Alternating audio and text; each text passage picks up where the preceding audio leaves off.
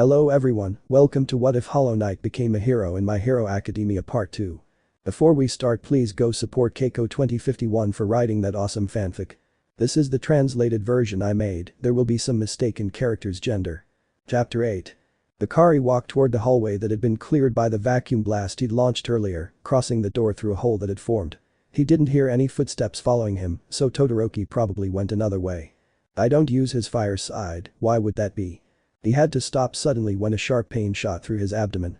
Hikari braced himself against a nearby wall as he bent over in pain. Confused, he lifted his shirt only to find a head-sized bruise nestled on his side. It was when I dodged the last pillar before using the void, wasn't it?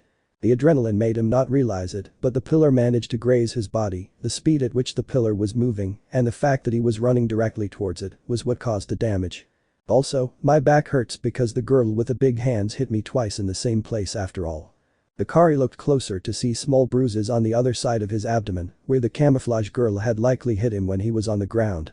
She almost forgot the wound that had formed on his head when Itsuka Kendo had sent him flying straight into a wall. The robots must not have noticed my injuries. I'll have to walk to the infirmary. Walking with difficulty towards the elevator that led to the upper floor of the stadium, he ran into someone he hadn't expected to see. Hikari-san, are you okay? Izuku Midoriya appeared, running towards him. Not much, I'm a little hurt. Hikari mentioned with her expressionless face. Izuku hesitated a little due to her reaction. Hikari-san, how hurt are you? Surprisingly, Momo Yaoirozu followed by Ichako Uraraka appeared behind Izuku. Just some bruises. Hikari said. Izuku tried to help him walk, placing his arm on his shoulder and taking him by the side. Hikari of course flinched in pain. Izuku was quite scared seeing that. Momo came closer and Uraraka looked worried. Let me see that. Momo asked, looking quite seriously at our protagonist. Izuku looked like he could cry at any moment. Uraraka lightly touched Hikari's clothes to help him not touch his wound so much. Hikari took his shirt and lifted it over his shoulders, showing the bruise on his side and the red mark on his back. You call those some bruises? Our young albino was shocked by Momo's sudden outburst. But they're bruises, aren't they? Hikari didn't understand Momo's sudden anger and she began to breathe slowly to calm down. That's not what I'm talking about, you should be more considerate about your health.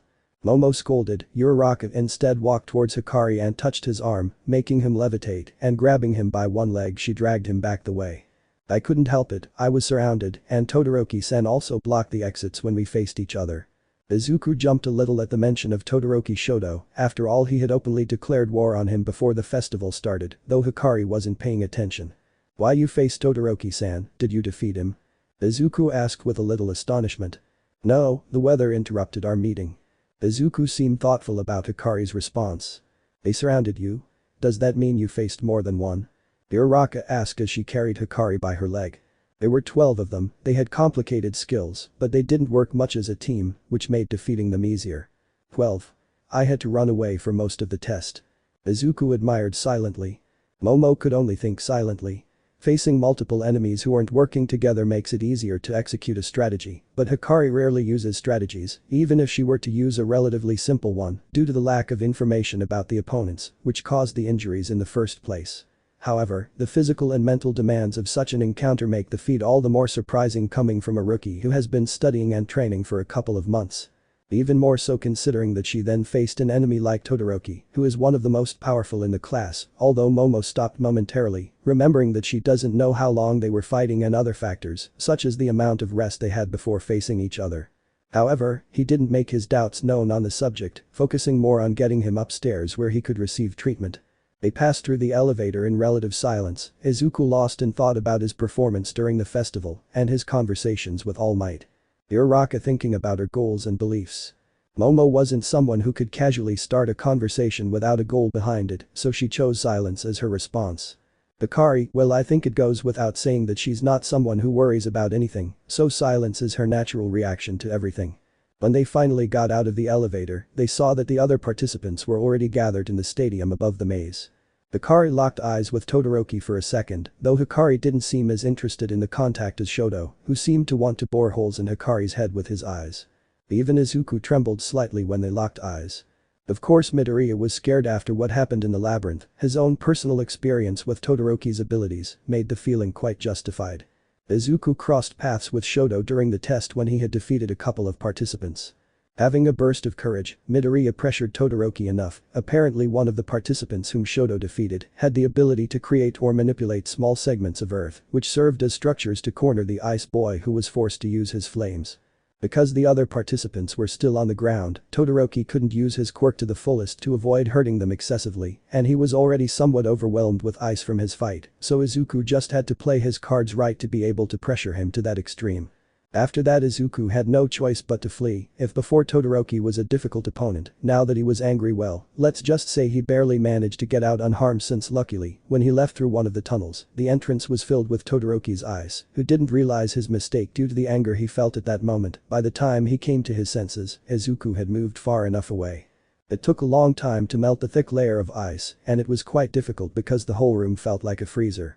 Todoroki, in search of Izuku, would coincidentally meet Hikari, and they would follow the subsequent events until the present moment. I had to make this part fit because without it, Izuku's main plot would be greatly affected. Did the encounter between them seem logical to you? I'm not a big fan of fights in which it is seen who has the bigger stick, so I seek to exploit weaknesses and opportunities to make the fights more dynamic. You can leave your suggestions if you prefer another narrative style. From what I see, there are a couple of injuries among the winners of this event. I recommend that you wait until I give instructions for the next stage before going to the infirmary for care. If you don't feel up to it, you can still go. I just hope someone can give you the instructions. Midnight said, standing surprisingly calm in front of the participants before going up to the stage, standing in front of the microphone. Behind her the screen lit up showing the institution's logo. Now we're going to move on to the repeats of the best moments rated by the audience from the second stage of this festival. On the screen, one of the fights carried out by Kirishima and several other participants began to play, among them a boy from Class 1B who has a quirk that makes his skin completely metal. Now you can watch as our contestants battle each other randomly. Perhaps the frenzy of the fight and its manly ending were the triggers for their popularity at this stage of the exam. Present Mick said from the stadium's observatory, narrating the final battle between Kirishima and the boy from Class 1B Tetsutetsu, which ended in a victory over the boy from Class 1B due to the exhaustion Kirishima suffered by facing more opponents than Tetsutetsu. Now it shows how our explosive participant unilaterally takes down his multiple enemies. The screen shows Katsuki taking down 6 other participants, among which was Nido Monoma of Class 1B, who attempted but failed to acquire Bakugo's ability before he was eliminated, turning the field into a one-sided massacre on Katsuki's side. Apparently the audience loved the explosiveness of the fight and the handling of the Class 1 representative's quirk, making it one of the best moments of the event. So they're showing the replays so we know what we'll be facing in the final stage. Momo thought for a moment before the screen changed again. This time showing Izuku maneuvering between the different protuberances of land as he approached Todoroki, who found it increasingly difficult to find a safe area to attack from due to his resistance and the limited space in the room. Although the fight didn't end decisively, the end of this incredible rivalry is eagerly awaited. The screen shows the exact moment where Midoriya corners Todoroki, causing the boy to release a fierce explosion of flames, which later went out, and a large amount of ice was expelled from Todoroki's body in the direction of Izuku, who decided to escape. Due to Midoriya Izuku's exciting demonstration of cornering the young star Todoroki Shoto and his incredible power, it is classified as one of the best moments of this festival. The screen changed again, this time showing Hikari and her 12 opponents. Obviously they didn't post the full fight. They showed the moments in which Hikari defeated her opponents one by one, taking advantage of and creating weaknesses in their teamwork and making use of her quirk at crucial moments to guarantee victory.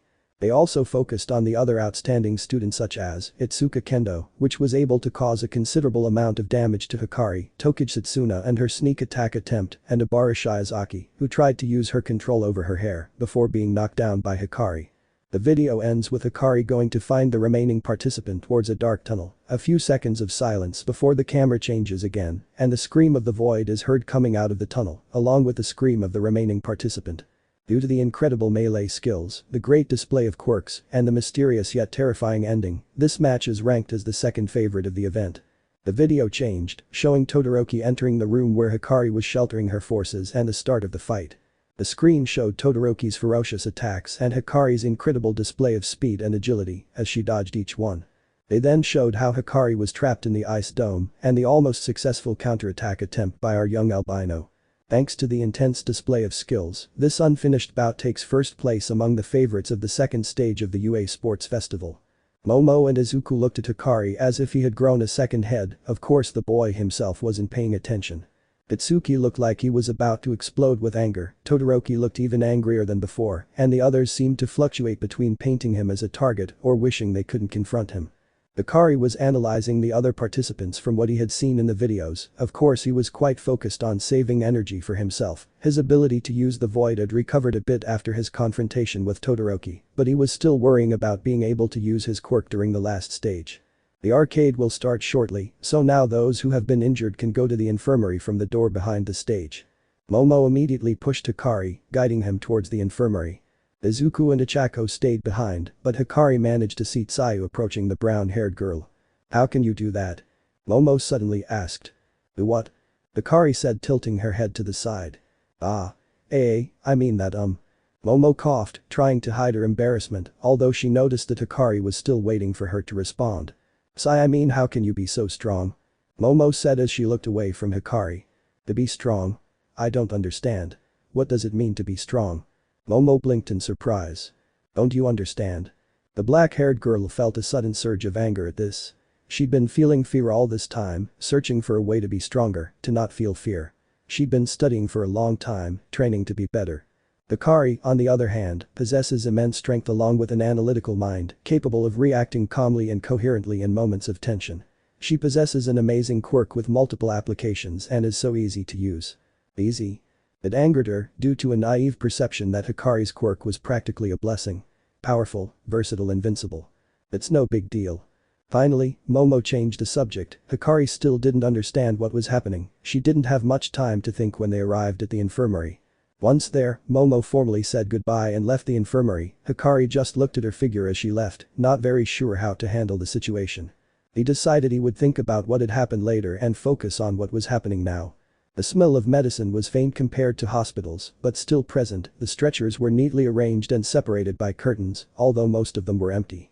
Hikari moved forward until she met Recovery Girl, who was going over a first aid checklist to make sure she was prepared for all kinds of accidents. Noticing the presence of the younger albino, he put the list aside and approached him.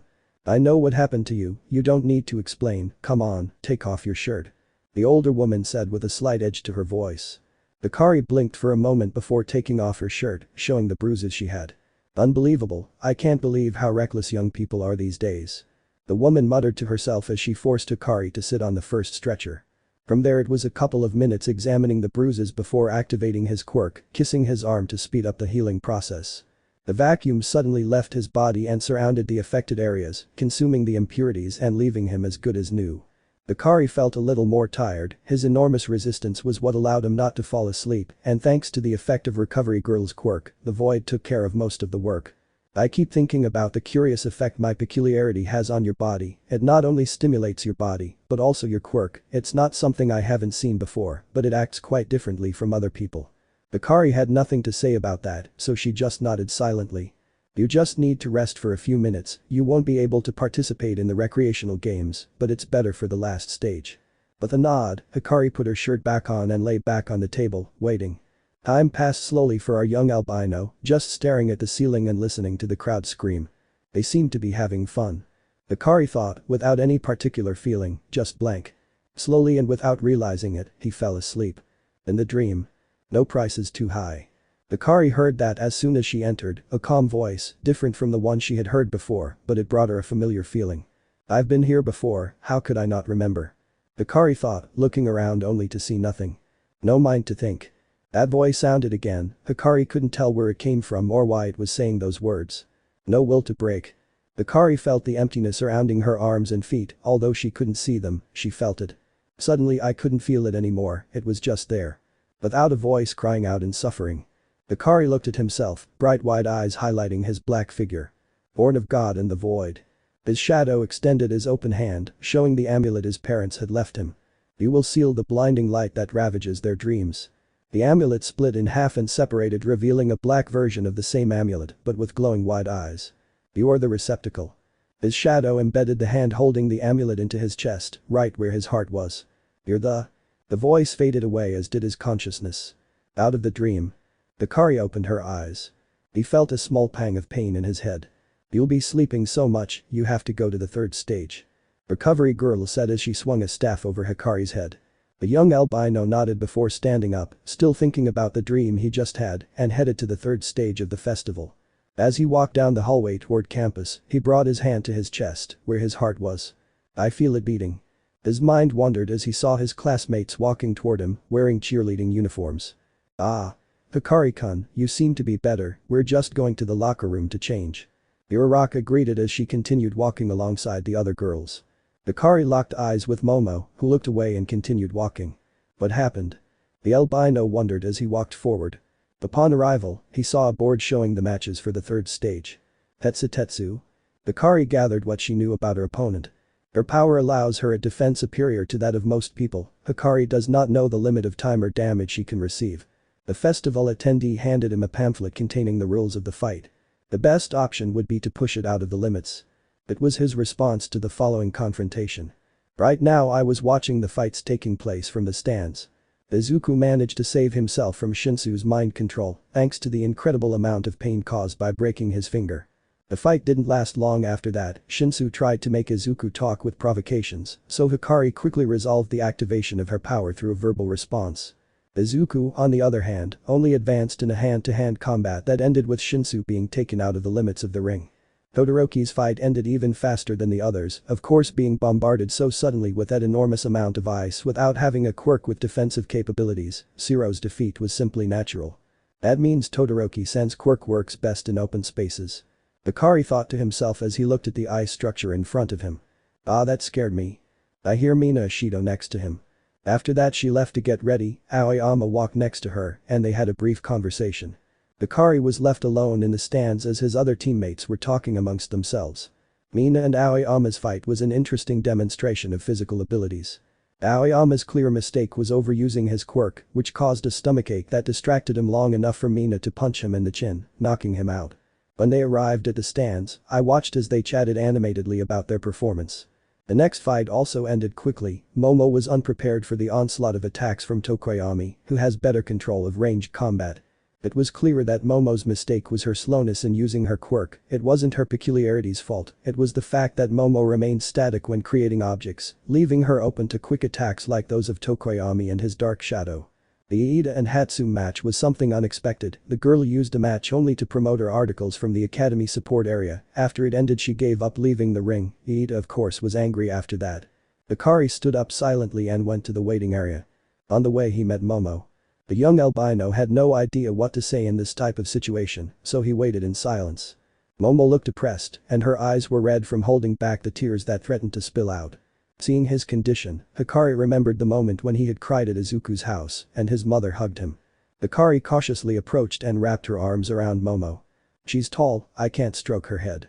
The young albino who had his face close to Momo's chest looked up comparing heights. I tried to imitate Izuku's mother's act, but due to the same height difference I couldn't do it. His gaze focused on Momo's face, whose eyes were wide open in surprise. Because? Her voice cracked as she asked her question. Hikari thought about her answer for a few seconds. Isn't it to make you feel better? People do this for their friends, right? The tears that were being held back by Momo fell from her eyes. She should have felt angry because she didn't want to receive pity from anyone, but when she looked at Hikari's innocent face, she couldn't be angry at him for making her feel better. Thank you. She said as she wiped her tears with her clothes. Hikari nodded before releasing the hug. I'm going now. Hikari said softly before continuing to walk down the hallway. Momo watched as he continued walking before turning around. Using his hands to pat his cheeks, encouraging himself. Although I noticed his face was surprisingly warm. Hikari arrived at the center of the ring next to the gray-haired boy. The young albino waited in silence for the announcement of the start of the fight, although he was a little surprised when the boy approached him with his arm outstretched. I hope we have a manly fight. He said, offering a handshake. Hikari accepted the gesture with a nod. The boy jumped back waiting for the announcement. Start. It was the cry of present Mick. Tetsu immediately hardened his body and ran forward towards Hikari who was waiting. But slower, probably because of the weight. Hikari dodged the first blow and jumped to the side, creating distance. Pushing him back would be counterproductive. It's better to take advantage of his momentum. The boy of steel advanced and launched a flurry of punches which Hikari dodged, but didn't throw any back. The safest thing to do would be to guide him to the edge. Hikari, who calculated every step, guided the boy step by step to the edge of the ring. As they got closer, it was noticed that the boy of steel was breathing heavily. Hey. Huff. Stop running away. The boy complained as he lunged at the shorter albino again. Hikari seized the opportunity. The young albino jumped over the boy's firm blow and launched himself at his back. Spinning in the air, he delivered a thrust kick onto the boy's bent back. Hikari leapt into the center of the ring and the boy of steel fought against gravity to avoid falling off the platform. Hikari, seeing that she wouldn't be able to fall yet, started running towards the boy who avoided falling and turned around to face the young albino. Though he was surprised when Hikari appeared in front of him with a vacuum punch prepared. Hikari's fist opened and revealed the palm that was heading towards Tetsutetsu's stomach. When the blow landed, instead of causing damage, it pushed Tetsutetsu away with something similar to black wind coming out of Hikari's palm. The boy could only fall backward, off the platform. Victory belongs to young Hikari from Class 1A. Hikari had to rub her palm, which was red from the impact. Maybe I should have made my hand intangible. Tetsutetsu got up from the ground and approached Hikari. Damn. I didn't think something like this would happen. You caught me this time, but it won't happen again. He said with a sharp smile as he offered another handshake, which Hikari accepted. Squeezed too hard. Hikari thought as the boy of steel squeezed her red hand. Hikari left the campus and headed for the stands, there was no need for treatment for either of them. When Hikari arrived he was greeted with congratulations from his teammates for his performance in combat. Hikari thanked everyone who congratulated her and sat down. I'm glad you won Hikari-san. The voice of Momo who was sitting next to him surprised him slightly. Thanks Yayoi Rozu-san. Type. Hikari was surprised by the taller girl's interruption. You can call me Momo. The girl clarified. I understand.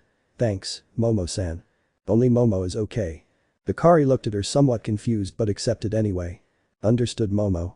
Momo looked satisfied as she watched Uraraka and Bakugo walk to the ring. Who do you think will win this round?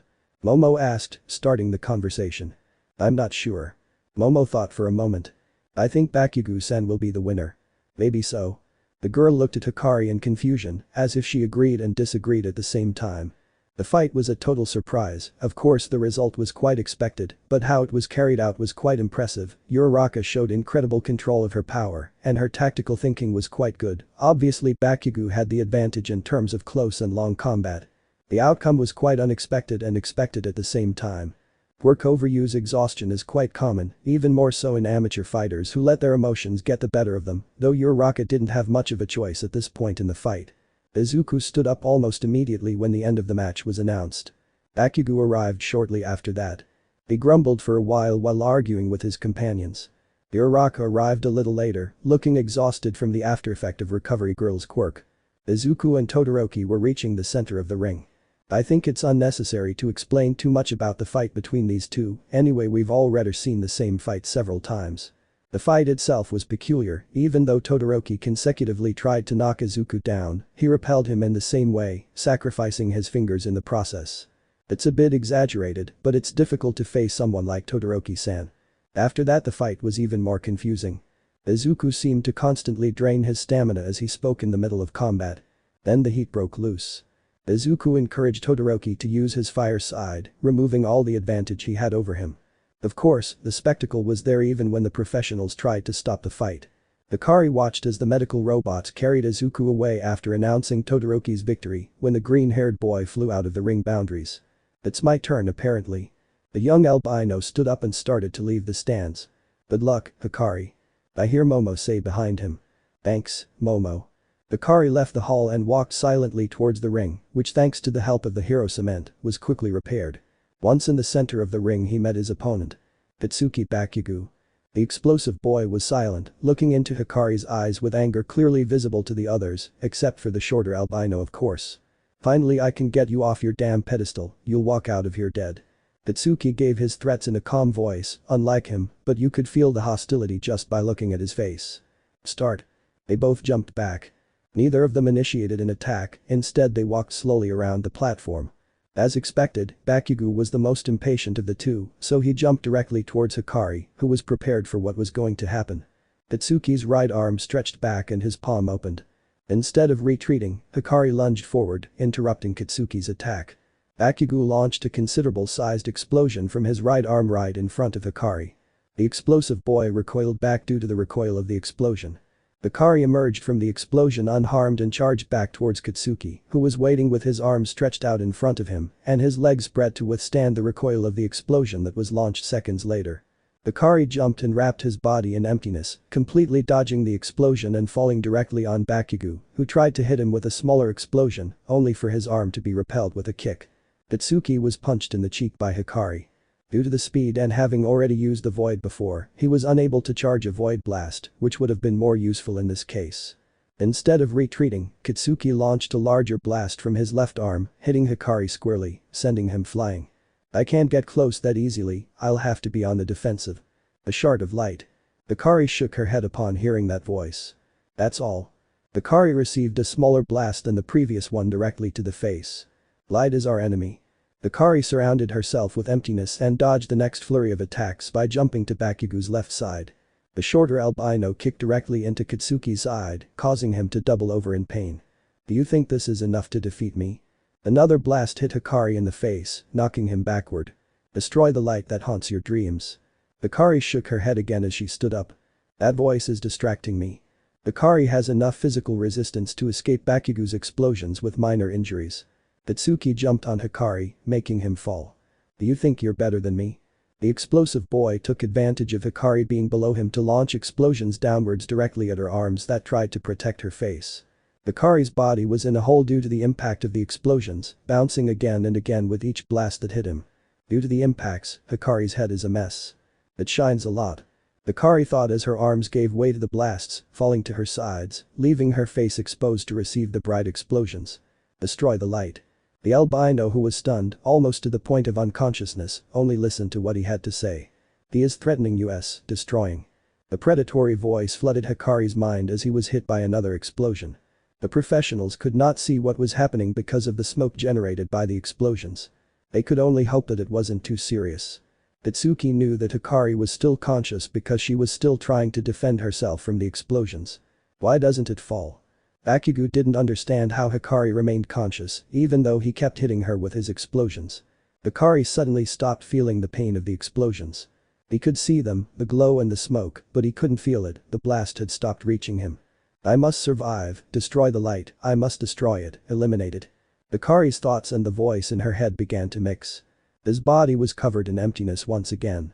But that wasn't the only thing covering his body, a white mask made of a material similar to his horns covered his entire head. The emptiness filled his entire body, making him bigger, his limbs grew. Katsuki couldn't see the change because of the smoke. The young explosive had stopped, he wasn't sure if Hikari had been knocked unconscious or simply couldn't move. Just as the smoke was about to clear, a black hand shot out and caught his entire head. What the hell is this? The smoke cleared enough to see the mask and the void-covered body, it grew taller and its limbs grew longer, the uniform disappeared into the void leaving it exposed. The creature that emerged from the smoke stood still as it stared at Bakugo, its pitch-black eyes seeming to pierce Katsuki's soul as he stood still in surprise. You're infected, everyone is. His voice was almost like a whisper that only Bakugo could hear. Infected? What the hell is this thing talking about? Katsuki launched a blast at the creature's torso, but it didn't flinch as it watched the smoke clear. When Midnight read Hikari's report, she thought it was some kind of exaggeration. It was strange that his quirk changed his body and personality so drastically at times, of course quirks tend to surprise people like that. The trigger for the first time he transformed in this way was never known. Apparently some children physically abused Hikari because of her appearance and her lack of feeling the emotions that other children did. The albino boy never complained to anyone, mainly because he had no idea that this attitude was wrong, but rather saw it as something natural in his life. When it first happened, the children had taken Hikari to a forest near the park where children used to play. It is unknown how long the children beat Hikari, but there was a moment that triggered everything. When authorities arrived due to the screams, the children were all scattered, all beaten and seriously injured. The perpetrator was standing over the leader of the children, his foot pressing on the chest of the child who was crying inconsolably. The creature was almost adult-sized at the time, scrawny, with a white mask made of bone-like material and completely black eyes. In the end, Hikari attacked the authorities, whispering about infection, dreams, and light. The creature was strangely powerful, knocking out several officers and leaving a few in bad shape. They managed to stop him because an officer activated his strength quirk and hit the creature's head hard enough to break the mask. The child inside fell to the ground, covered in bruises and cuts. It's happening again. Cement, call the emergency team.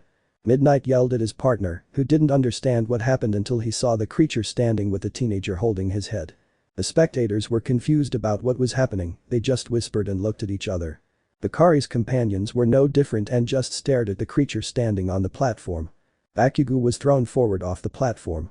The explosive boy managed to rise before touching the ground, still believing that the competition was continuing as normal.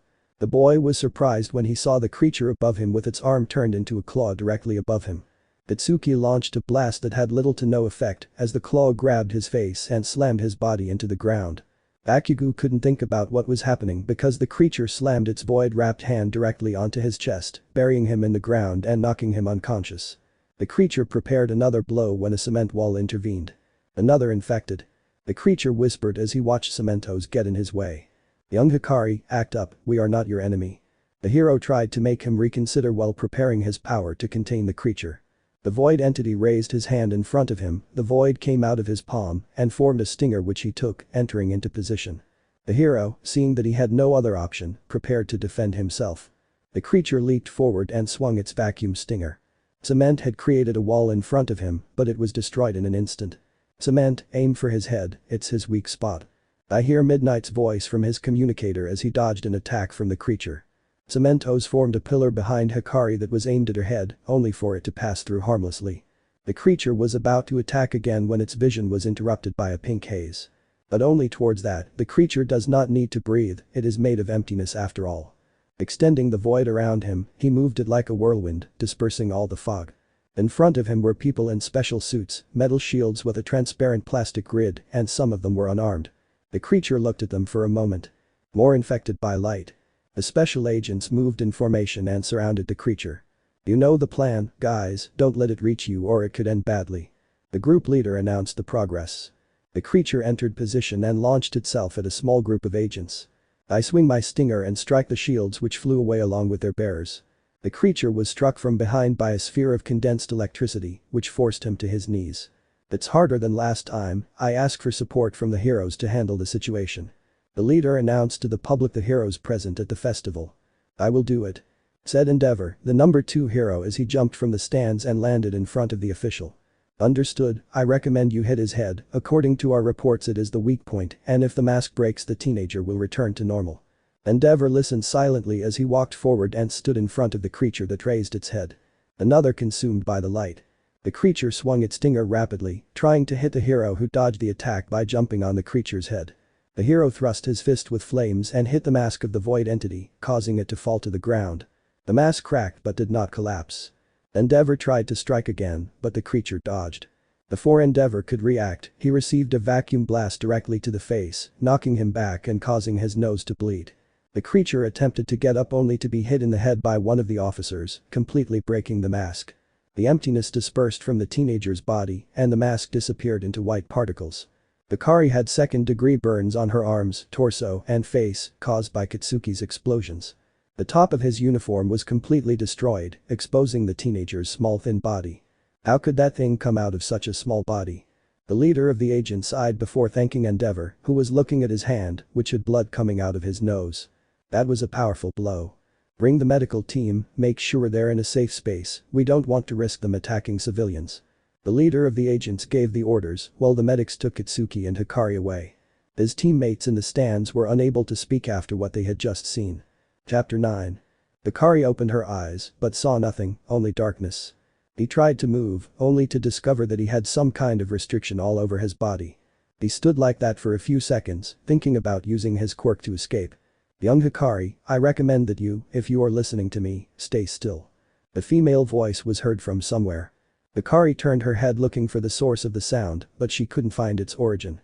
He is currently in a containment room, we hope he can feel relatively comfortable without the lights harassing him. The young albino didn't understand the last comment, although he hadn't had the opportunity to fully analyze his situation, and he sensed it was due to his lack of control over his power. After all, it wasn't the first time he'd woken up this way. If you can hear my words, I ask you to give me a physical indication, a nod will suffice. Hikari nodded silently. Do you feel any signs of losing control? If so, please let us know. We hope to be prepared for any further incidents. Hikari silently denied. Are you in perfect control? Hikari nodded silently. The light filled the room, blinding Hikari for a few seconds. When his vision cleared, he looked at his situation. He was wearing white hospital-style clothes, no shoes, and any wounds that might have been visible were not there. He was bound with large steel shackles to a huge panel. The shackles covered his wrists, elbows, knees, ankles, his abdomen, and even his neck was covered by a smaller shackle. The walls and floor of the room were black. Surrounding Hikari were a dozen agents, all equipped to the teeth and with their non-lethal weapons pointed at the young man, who did not react at all. "Young Hikari, we will release him now.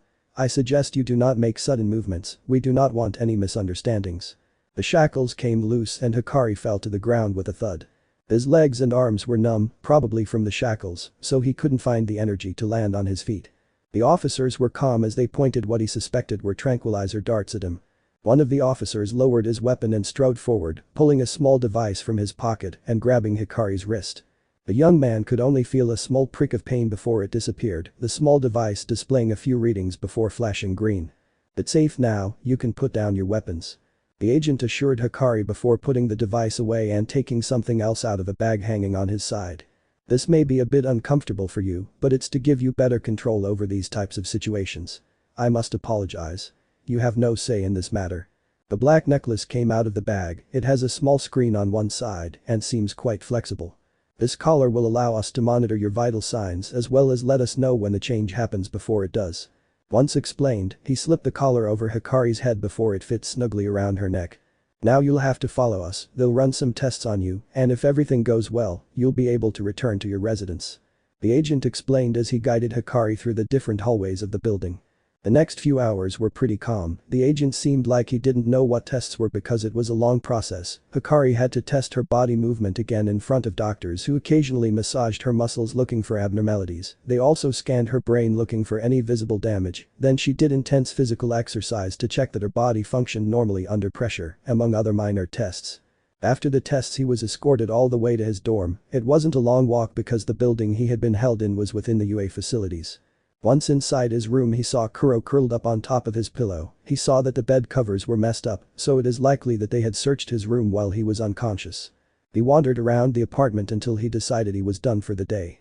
"It had only been hours since the incident, so I had a full weekend before school started again. The morning started like any other, except it was raining." Hikari didn't mind much, despite the cold and humidity. She had never caught a cold, so the care she exercised was only to take care of her clothes. The young albino only had an umbrella to protect himself from the water, so he walked calmly, making sure not to accidentally splash his uniform. "Once I arrived at the main facility, I entered without much difficulty." He realized once he entered the classroom that he was the first to arrive. As usual, he didn't care and settled into his seat, waiting for his classmates and teacher to start school.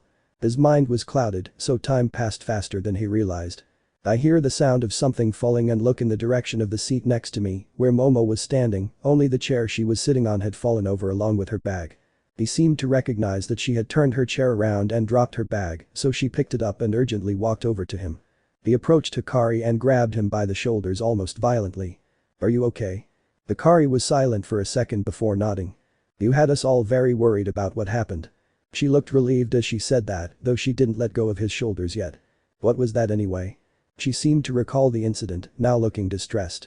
Hikari just looked at his face in silence. "Will you not answer me?" Silence was his response. Momo didn't know whether to feel irritated or even more worried by Hikari's attitude. They didn't have time to continue their conversation when a group of their classmates entered the classroom. Momo settled into her seat as the others chatted away, not noticing either of their presence. More and more classmates arrived and their talk soon filled the classroom. Hikari took out her notebook and reviewed the material before class started. Meanwhile, Momo watched how he acted. She remembered what happened at the festival and didn't know how to feel about it. According to Aizawa-sensei, that wasn't a one-off incident. How can such an event be prevented? First of all, Hikari's quirk can't be deactivated with Aizawa-sensei's ability. As her teacher explained, only quirks that aren't mutation type can be deactivated. Hikari's horns clearly described her power as mutant type. Why would that happen in the first place? She theorized that Hikari's own power was meant to protect him from Bakugo's attacks, but then why did he attack the heroes when they got close? The most logical thing to do would have been to flee or stay put. Well, was Hikari conscious in the first place? Nobody knew. Hikari's way of acting had become wild at first, however, she later showed that she used logical thinking in her fight with Bakugo and the number 2 hero, Endeavor. Hikari's use of abilities was also an issue. She used her own power to create a weapon and was even able to use the rest of her abilities when she fought Endeavor. Momo looked at Hikari once more. She hadn't noticed she was there until she sat down. Did she become more distant? Maybe, considering he didn't even answer their questions. Hikari is usually very polite and usually answers when questioned. Does her power also affect her character? I've never seen Hikari get angry, uncomfortable, or sad. Momo hoped he wouldn't be punished for what happened, but his incident at the festival still left his reputation in tatters. She doubted any hero would want to work with Hikari, considering she almost killed one of her classmates. Murder one of his companions. The thought of that was just beginning to hit her. She was terrified of that thought then. How will Bakugo be? After the incident they took a break of almost 2 hours, enough time for Bakugo to recover and return to the festival, Hikari being disqualified. Itsuki ended up winning the festival, but I had never seen the usually explosive boy be so distant. He was even trembling slightly, and I doubted it was from the colder nerves. Hikari negatively affects Bakugo. The heroes who got involved had a long discussion with the principal, and even other teachers who were unaware entered into the discussion. They claimed that Hikari was dangerous and had no control over his own power. They claimed that Hikari was just a few steps away from becoming a villain. Of course, their teacher informed them about this so that they would be aware of the partner they had. She arrived later than usual because she couldn't get the scene of Hikari massacring her partner out of her mind. Well, massacring was a bit of an exaggeration, but she was scared. Even on the way to class he heard the murmurs of the supposed infiltrating villain of Class 1A. When he saw Hikari he was scared so he jumped out of his chair, but when he looked at her face, the fear suddenly disappeared. She remembered when Hikari gave her that comforting hug and couldn't place the image of the albino boy with someone who almost killed his classmate. She could only see the burned boy who emerged from the creature that had confined him. Itsuki Bakugo slammed the door into the classroom as he usually does, ignoring everyone around him as he walked to his seat. He sat down noisily, placed his feet on the desk, and leaned back in his seat. Hikari showed no signs of acknowledging the presence of the explosive boy, instead looking at the various notes from the English class, which were written in her notebook. The classroom was silent as all the other classmates looked at Bakugo, wary of causing his fury. Izuku looked between Bakugo and Hikari a couple of times and wondered if he could do something to help them get along better. It's not like that ever happened in the first place. The tension Bakugo generated around anyone was something that couldn't be erased. Because he was just Bakugo. The one who had the confidence to break down another person's confidence if they challenged him or bothered him, as the green-haired man constantly did. But with Hikari it wasn't about trust. He remembers many times when Hikari was mocked behind his back. There were even days when he would enter the classroom with his clothes dirty or battered. But it never affected her. For Hikari it was a matter of fact.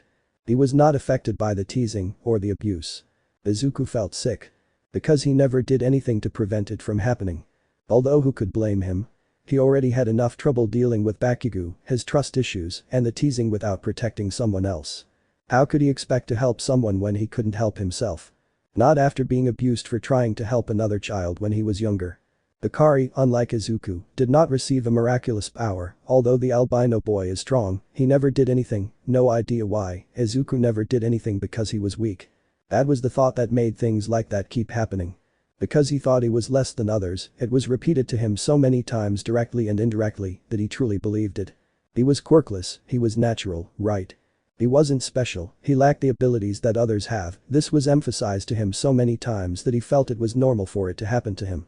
I was so caught up in that thought that even believing I could be someone they admired was a fantasy. Hikari. I have no idea. He never got angry, he never shouted, he never complained, he just put up with it. How much has it affected you? He admired him in a way. Hikari was never nervous. Izuku found himself nervous since he left the door of his house. Hikari carried on as if nothing affected her. But was it really like that? When I look at the change Hikari underwent at the festival, many questions arise.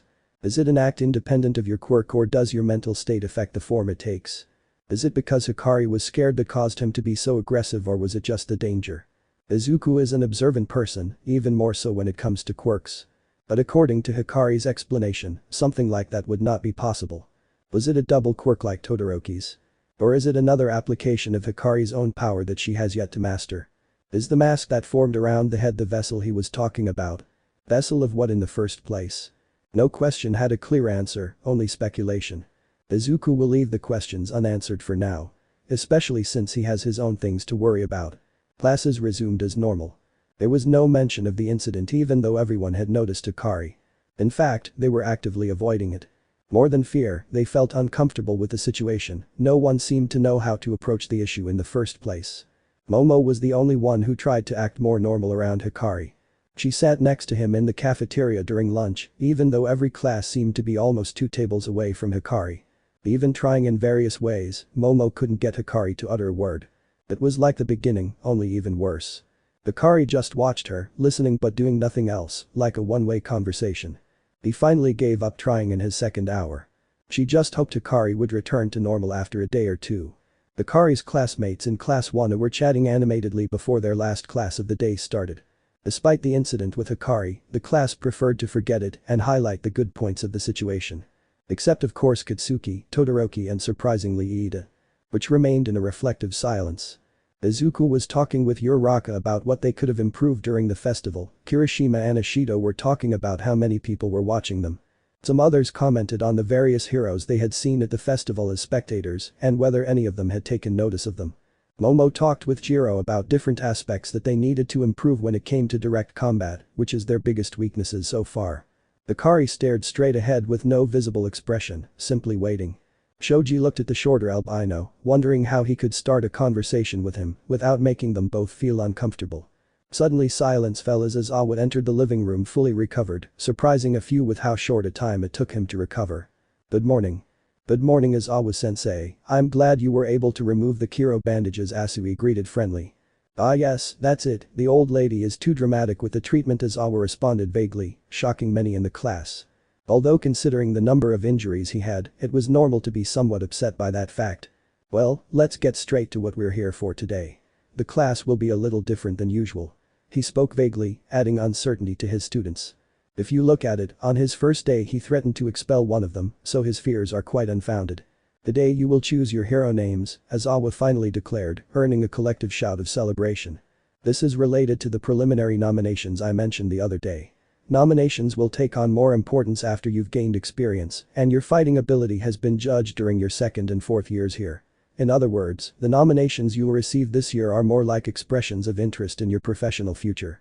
And it's not unusual for that interest to disappear before graduation or simply be forgotten," Aizawa mentioned casually while reviewing his students' expressions. "Fucking adults, you're playing with our emotions." Mineta exclaimed exaggeratedly. "So I guess the nominations we'll be receiving are more like personal obstacles." The invisible girl theorized excitedly. "Yes. The current nomination tally is as follows," Aizawa said as he snapped his fingers, bringing up the statistics in a hologram on the board. "Usually the results are more balanced. But this year the focus is on just 2 of you," Aizawa said lazily, pointing out the incredible difference in numbers. Todoroki Shoto 4,123 nominations. Bakugo Katsuki 3,556 nominations. Tokoyami Fumikage 360 nominations. Ida Tenya 301 nominations. "Damn, it's as clear as black and white." Denki complained as he leaned back in his seat.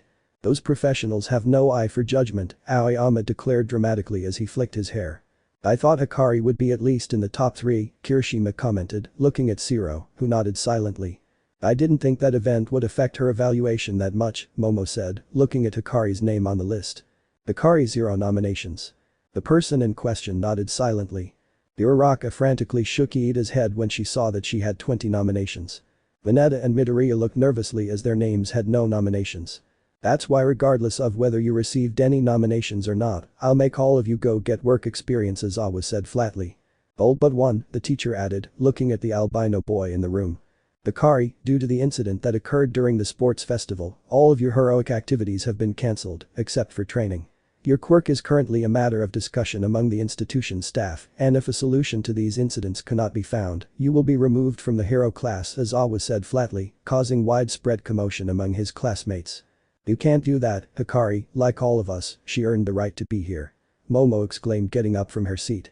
"I can't do anything for him, my quirk is useless to deactivate mutation abilities, and if such an incident were to occur during a rescue or more intense training, people would get hurt. A hero who is not suitable for risky situations is just a burden. Hikari is skilled and powerful, but it's useless if he ends up losing control of himself," his teacher said mercilessly.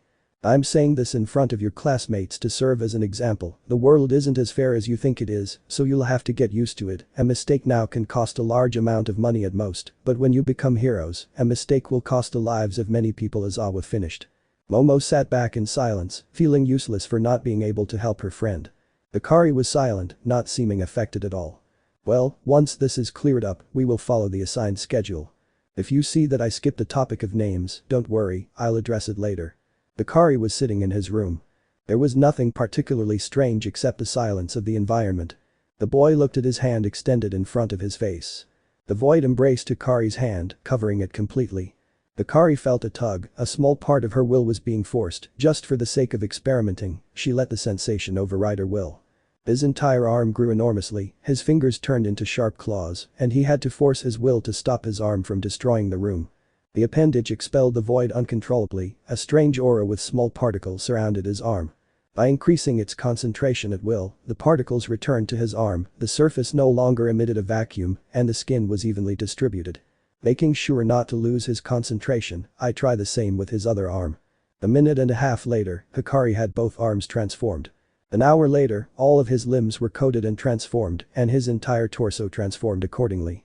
After examining his body and seeing the level of disproportion in it, he concentrated and shaped his will, according to the image of his own body. Now Hikari was naked in his room, not like his body was visible anyway. Her pale skin was replaced by the uniform essence of the void, molded and built around her slender body. The boy walked around the room, testing his mobility. He did flexibility exercises, which were easily overcome. There was no way to test his strength, so that part would be ruled out for now. His hands still looked like enormous claws, but his feet looked normal enough. Now it was time to test the only part of her body that hadn't been coated. Slowly the void covered her neck, rose up her nape and chin, painting her skin black. A sigh before the void covered his mouth and nose. He closed his eyes as they were covered with void, quickly covering everything that remained and waiting for a few seconds, breathing slowly before gathering enough determination to open his eyes.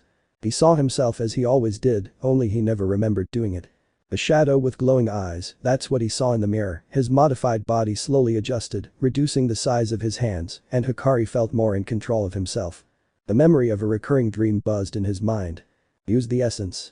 Hikari raised his hand in front of him, stretching his fingers, then squeezed his hand and found there was something solid in it. The empty boy pulled the object he took and a sword came out. Or rather a vivid purple stinger with symbols printed across its blade. The stinger suddenly lost its blade, leaving him with only the handle in his hand. Instinctively I take out the sheet again and admire it for a few seconds. Suddenly a sphere with an infinite amount of symbols came out of the sheet and floated in front of him. Is this essence? Hikari took the sphere in her hand and felt what was inside it. They are instructions on how to use and amplify the power of the dream sting. Where did it come from? Why was it here? Why would it need something like this? Those were one of the most important questions Hikari had right now as she tried to sort through the new information in her mind. Is there more information? Do I need to amplify the stinger's power to get it? Essence is found in all people and animals with a certain level of consciousness, therefore places where both negative and positive thoughts are concentrated are naturally filled with essence. The essence is a force of energy, it cannot be used for anything other than reading and/or entering people's minds and dreams. Those with strong mental ability resist its power unless it is amplified. The amplification method is quite simple. To amplify it, it is not enough to simply collect surrounding essence, it must be obtained from powerful spirits. Normally spirits are sheltered in places like cemeteries and the like. But most powerful spirits are found in their own personal tombs or in remote places where their last memories were lived. How can you access them? That's something you can't do while studying at the UA. But he can't put it aside either, after all, it's to fulfill his dream. How long will he have before that girl tries to attack him again? He doesn't know if he'll be powerful enough to handle it, after all, his first attack almost ended with him dying. You'll just have to wait and see if UA can help him improve enough to survive those conflicts on his own. Chapter 10. The next day passed relatively normally, except that today there was a hero training class, which was led by All Might, who was overseeing a small group combat exercise within the training cities. This is where the problems began. Hikari stood silently inside the surveillance room, watching everyone having their fights, due to her restriction on participation, due to not being able to control her power. Except one person was missing. Katsuki Bakugo. For some reason he didn't come back from the locker room, and All Might had no choice but to continue with the class. Halfway through training, All Might started coughing, although he tried to hide it with a small laugh, and commenting that he was happy with his teammates' progress. After a couple of minutes his coughing increased and he had to leave with an apology. This is where the missing partner comes into play. Seconds after All Might left, Kitsuki walked through the door and dragged Hikari by the arm. The boy did not understand what was happening, and due to his nature, he let himself be carried away. They arrived at the gates of one of the training cities that wasn't being used at the moment, and Kitsuki pushed him inside. Hikari looked around briefly, still not understanding his purpose in that place and why his partner dragged him here. All Might always leaves after a while during class. The explosive boy commented as he walked further into the city, with Hikari following him. It's the only way I found, because I don't know where the hell you go after class. It was understandable, because after class he usually goes to his dorm, which is on the opposite side of the main entrance, so no one has seen him go anywhere in a while. It's another reason why his colleagues were worried. It makes me sick. How can you still be here after what you did? Kitsuki clenched his fists and his steps became more aggressive until he stopped completely. What sickens me the most is that you defeated me with that stupid transformation of yours. He turned around and Hikari could see Kitsuki's eyes twisting in anger, but he still didn't feel threatened. Why are you still so calm? It makes me sick that you're a worthless piece of trash and you still managed to beat me. Kitsuki raised his hands and small explosions appeared from them. But Hikari noticed something else. His hands were shaking. Kitsuki was scared, he noticed Hikari watching his hands tremble, so he shook them wildly. I'm not like that. I'm supposed to be the strongest here and yet you. His voice cracked slightly. You arrive. A damn nobody, who is probably a monster in disguise. A damn monster, that's what you are, it would be better for you to be dead before you join the villains. For some reason, Kitsuki's words didn't reach Hikari's ears, who simply remained indifferent to the amount of insults her classmate was throwing around. You little shit, you probably think you're superior because these shits don't affect you. Kitsuki walked over and grabbed Hikari by the collar of his shirt, lifting him off the floor. You're probably not human, you little shit, don't think I'll fall for that. He then threw Hikari to the ground, causing her to fall on her back. Transform again, face me, I'll show you I'm stronger. Hikari looked at the blonde boy's attitude without understanding. Kitsuki grew tired and lunged at Hikari, grabbing him by the neck and punching him in the face with his fist. You little shit, you still won't face me. Do you think I'm not worth your time? Don't underestimate me. Fight. Kitsuki repeatedly punched Hikari in the face, causing even more confusion in the shorter boy who tried in vain to defend himself from the blows. How don't you react after everything I'm doing to you? How don't you fight back? I'm so little worth you feeling pity for me. I am Kitsuki Bakugo, I will be the #1 hero, and if I have to kill you here to get it I will, don't you dare underestimate me. As Kitsuki continued to talk and shout obscenities in the albino boy's face. Hikari remembered her parents. Or at least the only thing he remembers about them. How they died before him, how they gave their lives to save him. Kitsuki called him worthless trash. Could it be true? He didn't understand why Kitsuki was angry. Nor why my chest was burning even though I hadn't received any blows to the area yet. If what Kitsuki says is true, then there's no point in him continuing to live. Why did he live in the first place? I didn't know. Was being a hero the reason he was alive? Why did you want to be a hero in the first place? Although it was clear in your mind a short time ago, now the reason is distorted in a sea of emotionless memories, flat as a mirror reflecting someone else's life. I am not this, he stated to himself. He won't be a hero, even if he wants to be with all his being. No mind to think, Hikari whispered. Bakugo stopped upon hearing those words, looking at the impassive face of the boy he was hitting. He had a swollen black eye, a split lip, and multiple scrapes that were very visible thanks to his pale skin. What was it that? Bakugo was interrupted when he received a blow to the face, forcing him to step back. In front of him was Hikari, who was being embraced by the void, wrapping his body like a second layer of skin, his eyes shining white. He stood up with elegant movements and took a stance in front of Kitsuki.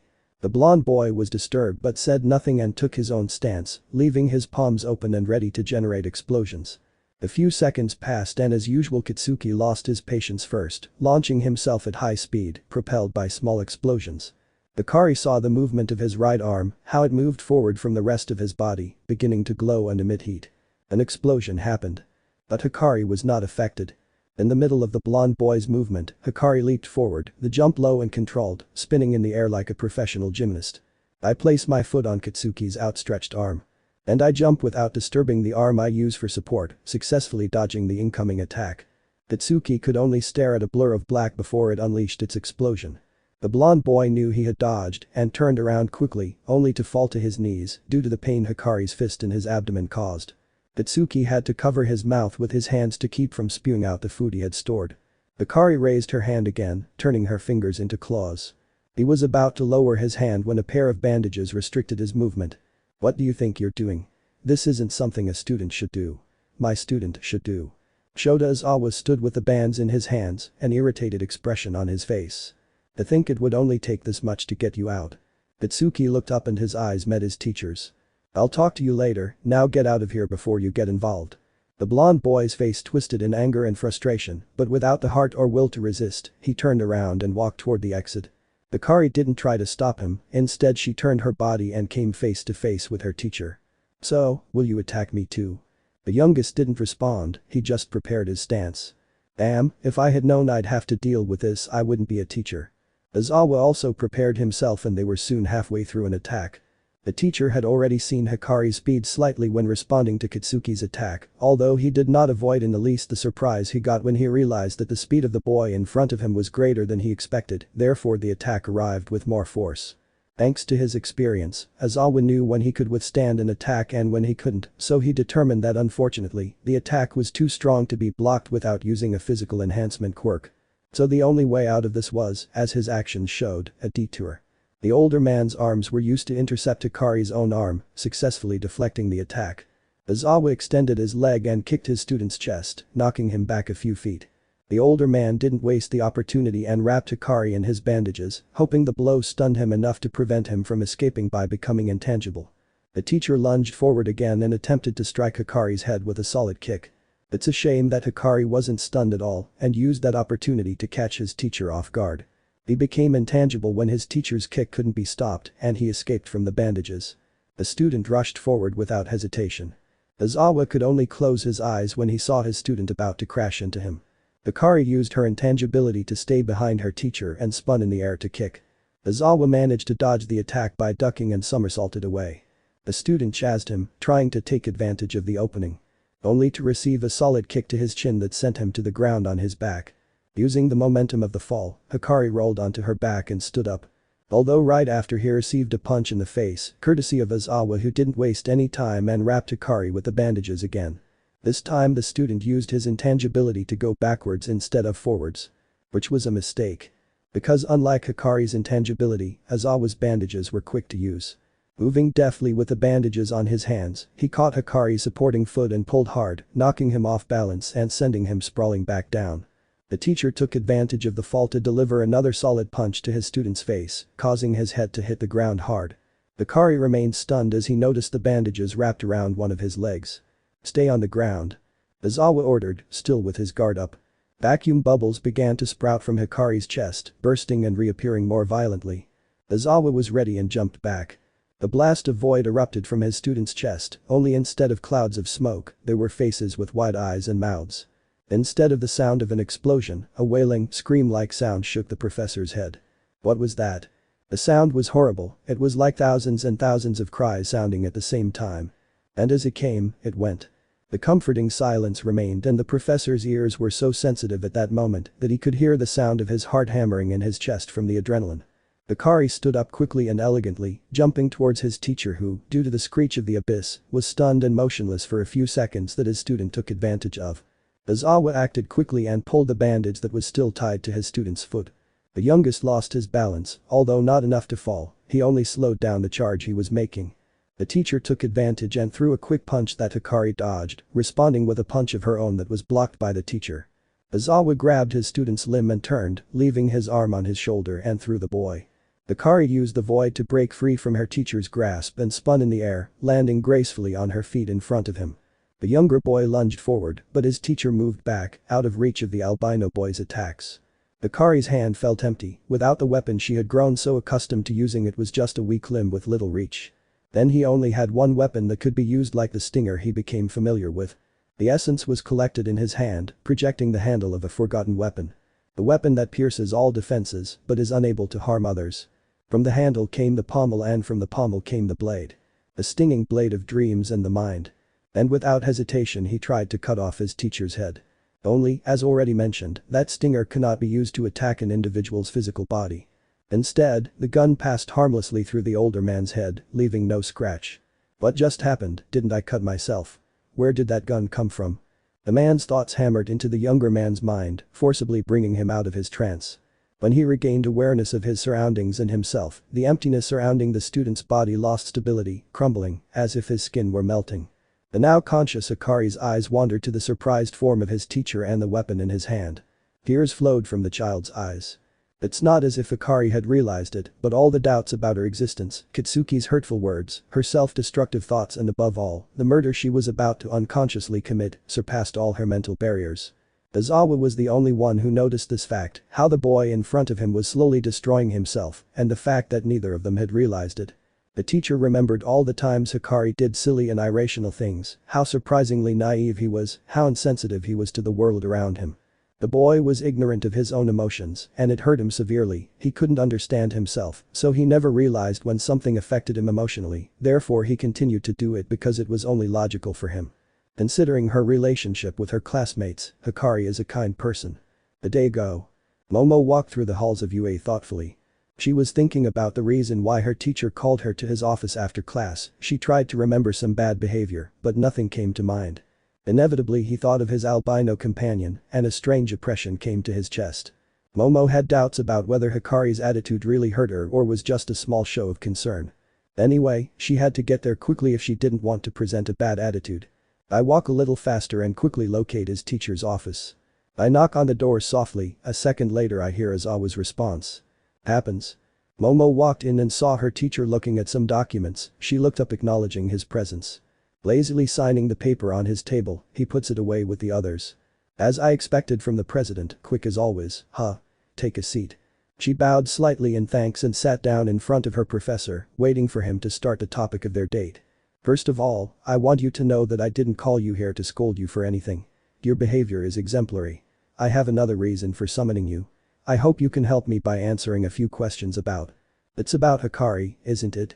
Momo interrupted, knowing that her friend was in the sights of several teachers and even the principal, to the point that it became a taboo subject in her class. Perceptive as always, huh? That's right, I want to ask you about Hikari. I was hoping that being the closest person to him in the class could enlighten me about your friend's attitudes. He said lazily as he leaned back in his seat. Let's start with something easy. What are your impressions of him? Momo thought about it for a moment. He is kind, although he is somewhat clumsy. Aizawa raised an eyebrow, asking for further elaboration. A little embarrassed, Momo continued talking. Hikari tends to put people's needs before his own interests, although I suspect he can't understand himself and consequently others, which makes him get hurt or hurt others. What makes you think he's not helping them for his own benefit? Aizawa asked flatly, slightly surprising Momo before thinking for a few seconds about her answer. Because she is not aware of the seriousness of the damage she receives, both physical and psychological, she receives constant insults when she walks through the corridors. I also heard from Midoriya-san that Hikari also received physical harassment in the past. Aizawa was slightly surprised at how knowledgeable Momo was about Hikari. Of course I was aware of the abuse Hikari suffered even before meeting Midoriya, both at daycare and at school. Even before the festival incident, but after it happened, they could only search more and more, trying to find some explanation about it because Hikari's quirk was so unstable lately. They could only attribute these attacks to an emotional mental situation rather than a physical issue. The problem lies in, as has already been repeated, Hikari's inability to understand his own feelings and those of those around him. Taking this fact into account, the UA is planning to create an area within its psychological services dedicated only to the mental health of the boy in question. The program is being confirmed, but it won't be ready until early next week, so they decided to use that time to gather information about the patient and try to create a more up-to-date picture of their condition. That's why Aizawa started monitoring Hikari's behavior since she entered UA until now. Due to the incident, several routines or habits were lost compared to when I entered the hero's course. This is also attributed to the fact that he currently has almost no social interaction, which makes it difficult to analyze his behavior. Most of his classmates avoid him, and even Momo has to think twice before trying to start a conversation that is only met with silence. How to solve it is the question. It can't be determined without proper study. The fact that Hikari shows incredible potential as a hero is the only thing keeping him within UA. But even potential and good intentions cannot compensate for a person's life. Which brings us to the current situation. Aizawa asked other questions, but none that had a relevant answer. Hikari doesn't show too many significant changes even after the incident, and they can't accurately determine her behavior. Even with that, Aizawa wouldn't give up on the albino boy. He was her teacher after all. He doesn't want to make another mistake. He doesn't expect to see an innocent child like Hikari end up walking down a dark path of no return. So he took a first step. Hikari was never a person who craved physical affection, in fact it is common to think that she desires the exact opposite. But even with his lack of contact, he couldn't deny the hug his teacher gave him. Aizawa had crouched down and stayed that way to equalize the height difference. Hikari's head was located in the space between her sensei's shoulder and neck. And as more time passed, the hug seemed to tighten proportionally. Aizawa allowed the boy to cry in silence. He was never a person who could comfort others, he was more the type to motivate with harsh actions. Am I a villain? The younger man's soft voice brought Aizawa out of his trance and he looked Hikari in the eyes. He waited a few more seconds before answering. I don't think so, you wouldn't be crying if that were the case. Hikari looked slightly surprised, touching his face with his fingers and looking at them, feeling the wetness on them. So am I a bad person? Aizawa could feel the doubt in his voice, his shoulders slumped almost sadly, and he looked up into his teacher's face. There was longing in the question, seeking an answer or perhaps approval. Why are you worried about that?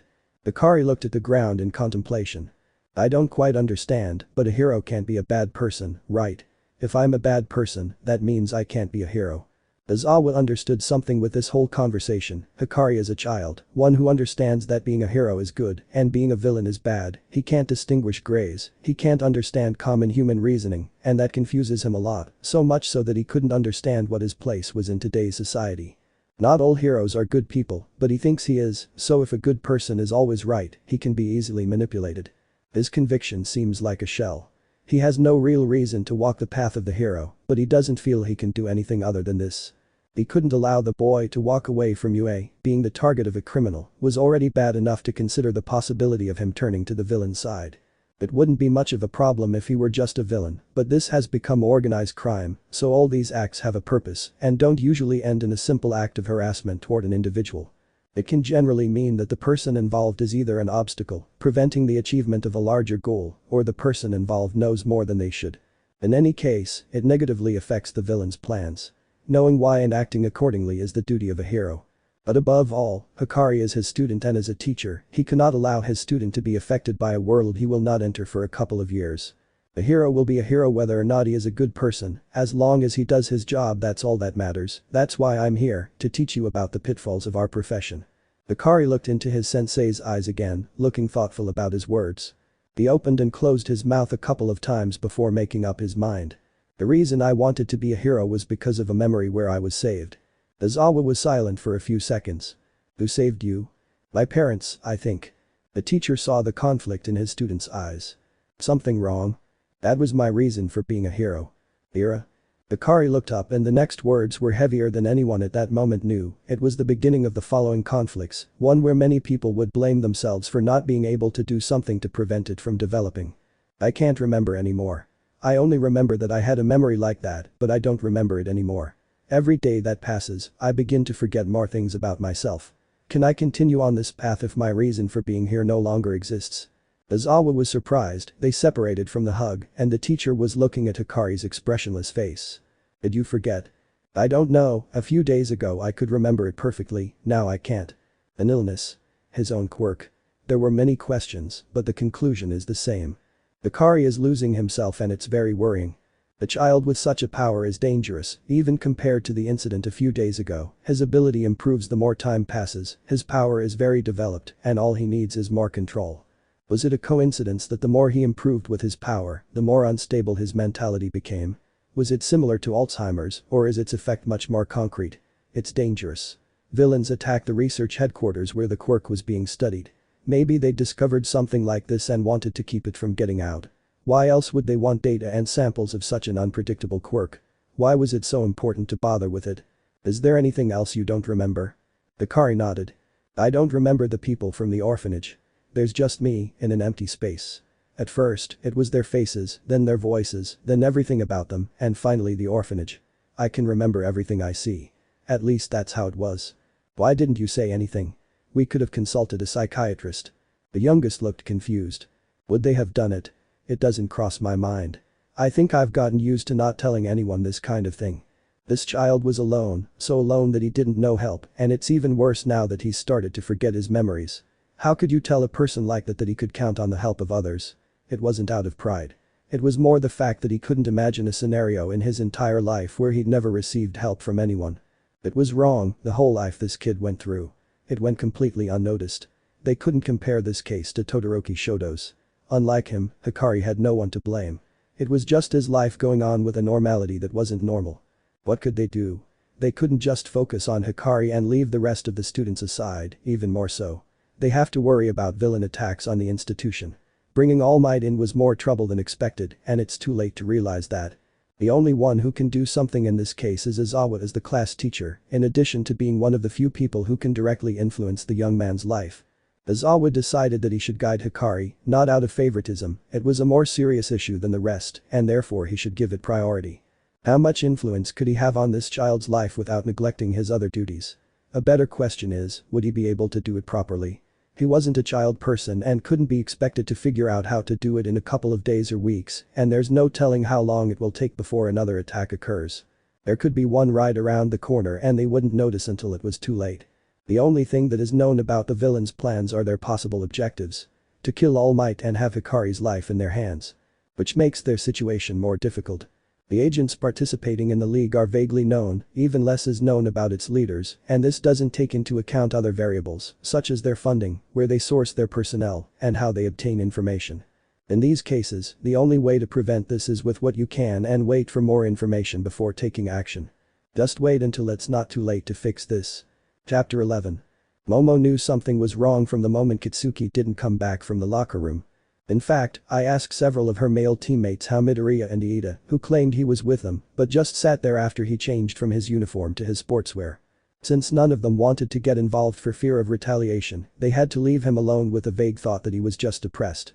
Itsuki, like many men, does not show his emotions openly, the case is even worse with him, since the expectations that people surely placed on him governed what is today a teenager with serious problems of confidence and aggression. He felt confident being stronger than others, not abusing it, as far as Momo knows, but emphasizing it at every opportunity presented to another person to show off their attributes and virtues. It depended a lot on his upbringing environment, Momo didn't know him personally up to that point, so she had to go to the green-haired boy for more details. It seems that even Midoriya can be very stupid in many more ways than I imagine. Even when I was asking him questions and emphasizing negative attitudes, Midoriya simply responded as if it was completely healthy in the world for a family to be beating each other up. It's that even Midoriya's mother wasn't that kind of woman, and the boy couldn't see that those kinds of attitudes were being very harmful to the mental health of the Bakugo's son. In any case, Momo did not feel in a position to judge beyond her thoughts. Firstly, because it was none of his business, seeing that it would be in very bad taste to get involved in the problems of people he only knew by sight. And secondly, because she was in some ways similar when she arrived at UA. She accepted it, she was and sometimes is arrogant. More to feel confident about herself. Momo grew up in an environment where prestige and appearances dictated the value of her own life. She lived up to her parents' expectations as they discovered her talents for studies and the capacity of her quirk by discovering the great intellectual requirement to be used correctly. For that very reason she entered the hero course.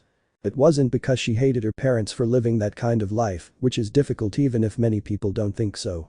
She did it to prove to herself that she could achieve her dream, that she could be more than what people with money expected of her, that she could be anything she wanted to be, and that their expectations meant nothing to her personal development. Momo wants to be free from the whole world of monetary prestige, where it didn't matter how much money she had, but rather that people saw her actions as her own, and instead of seeing a woman with a lot of money. They looked at the heroine Creati with admiration. The person who didn't let anyone influence his decisions and who continued to pursue his dream despite the obstacles. But habits are hard to break.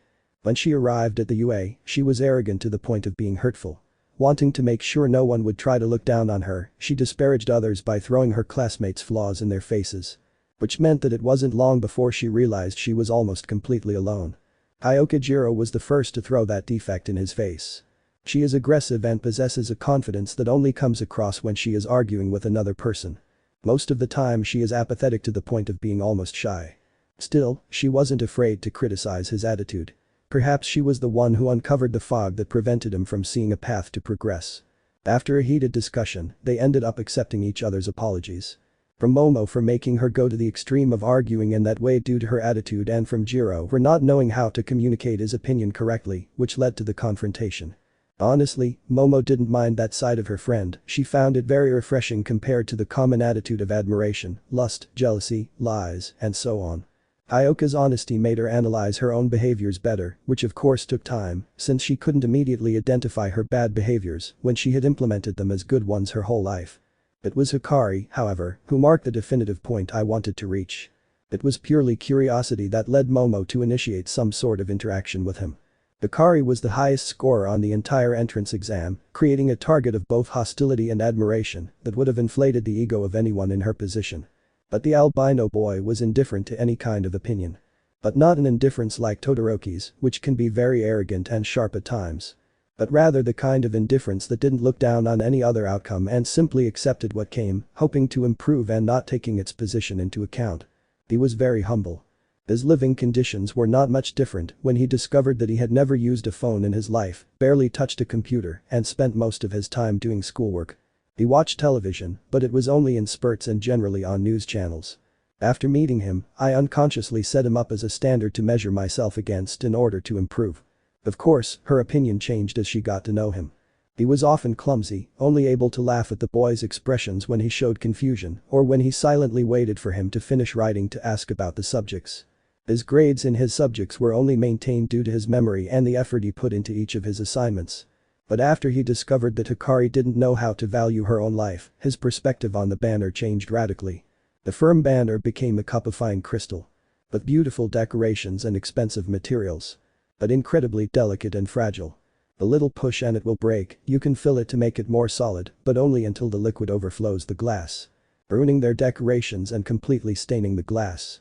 She saw herself as the person in charge of making sure it didn't break, get stained, or get dirty.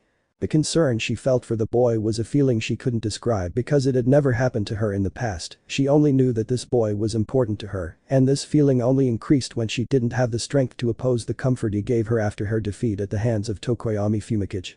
Momo was sure that not even her parents could comfort her without letting their frustration and anger boil over. But Hikari did, hugged her and waited silently for her to calm down. She was talking with Kyoka about what happened after the incident during the days in which Hikari was under home isolation, and Jiro stated without any doubt that Momo liked the albino boy. Momo had to be critical of herself and had to admit that this could be the case. But she was sure enough that at that moment she couldn't affirm her feelings for the boy. Beyond the childhood crush that most children experience, she had no significant romantic experiences. I couldn't say I didn't know about the subject if all the people I rejected at my previous school had something to say. Momo always questioned what things they liked about her when they confessed.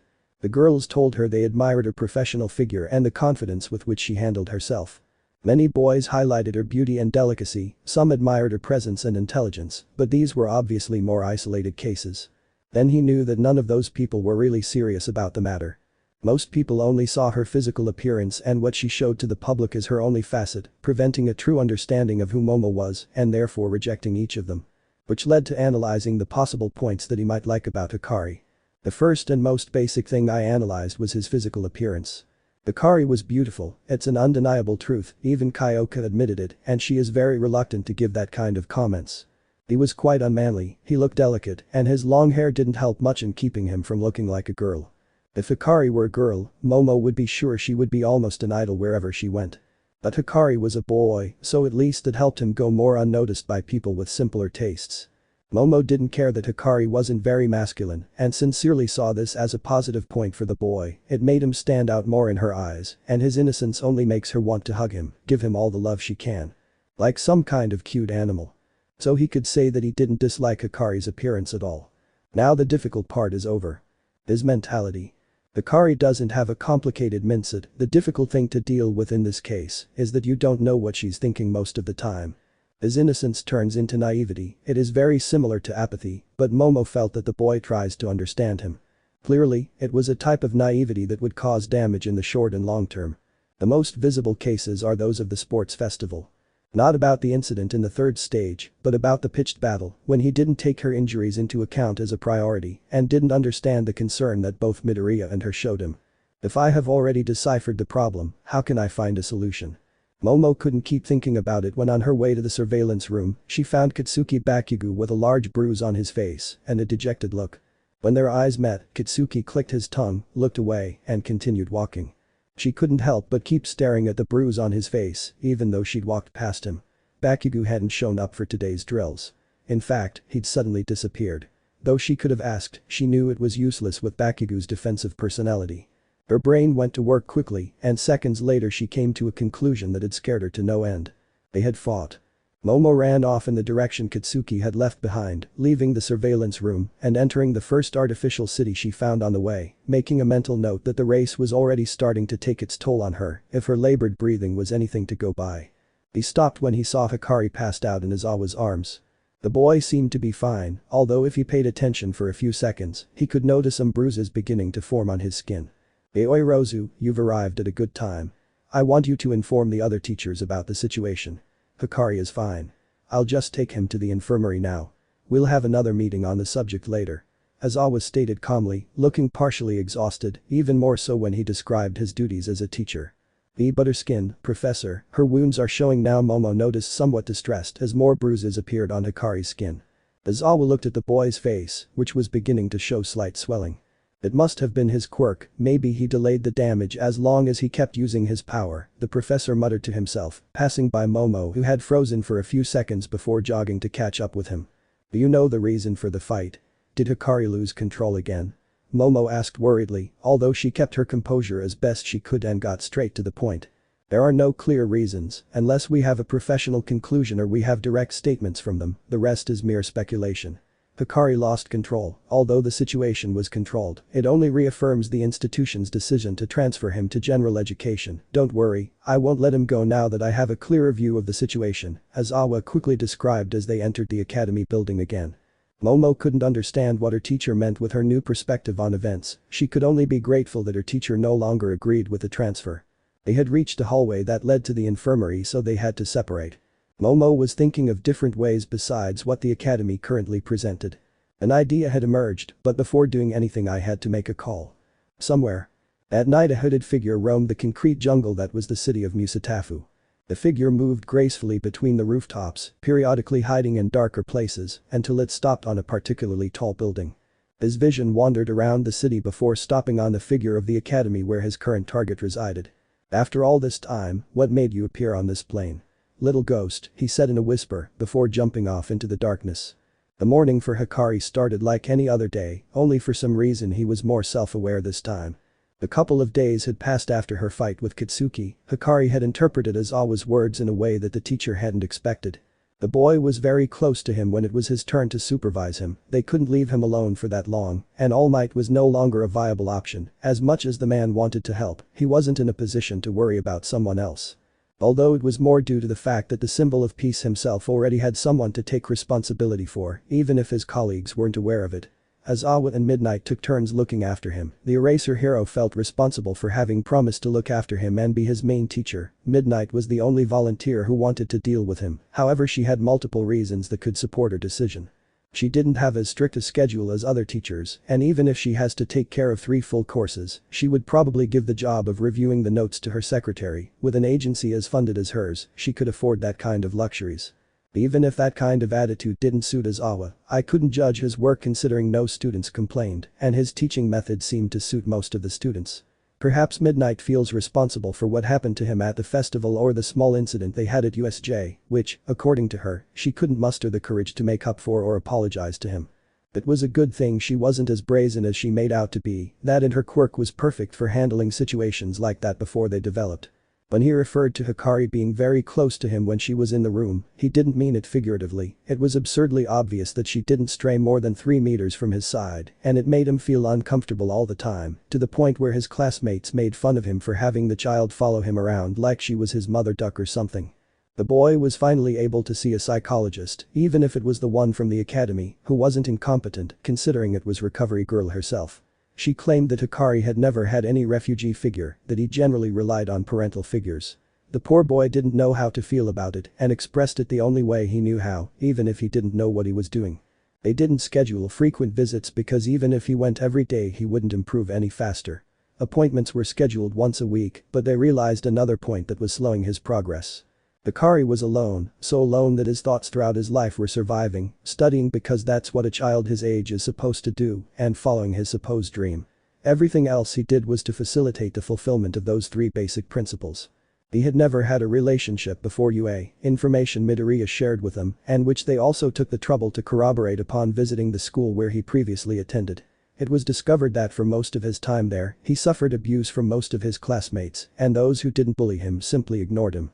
Of course the teachers tried to help him, to include him, but at that time Hikari was even more silent, there was no way to make him talk, over time they simply gave up.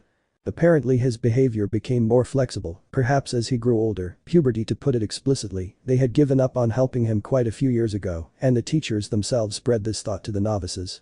And they couldn't risk legal trouble with any of their students. The school was publicly funded, and any bad image had to be avoided at all costs if they didn't want to lose credibility and influence. They were able to speak briefly with a woman from a store she used to frequent. The woman was very enthusiastic in how she described the boy. Polite, calm, very kind, cute, and other terms that are irrelevant. However, she had expressed concern because she had never heard his voice until just over a year ago. He explained that he would simply walk in, get what he wanted, leave it on the counter with just enough money, and wait for her to silently take it. She had gone so far as to make him wait for almost an hour in an effort to get him to say a word before giving up, but after a while he seemed more relaxed, bowing in greeting and farewell. His next breakthrough was that he started answering her questions, at least physically with a nod or other gestures, after his grandchildren started bothering him one day when he started talking to her. Aizawa considered all the information and related it to everything he had gathered through the incidents he had suffered, both the villain attack when he was an infant, the first case of loss of control, and above all the current case. Everything pointed to the same thing, his quirk negatively affected his psychological state, they had no idea why, in fact they didn't know much about his peculiarity, only how he used it. They couldn't force him not to use it, there was no way to make him talk, in fact the first appointment with Recovery Girl resulted in the woman talking to herself for most, if not all, of the session, she wasn't even sure the boy was listening. All the conclusions they've drawn are from the short period of time when he seemed most open to conversation. Yaoi Rozu had quickly mentioned an idea that had recently occurred to her. Please allow Hikari to live with me. The environment she lives in can be crucial to her mental state becoming stable again.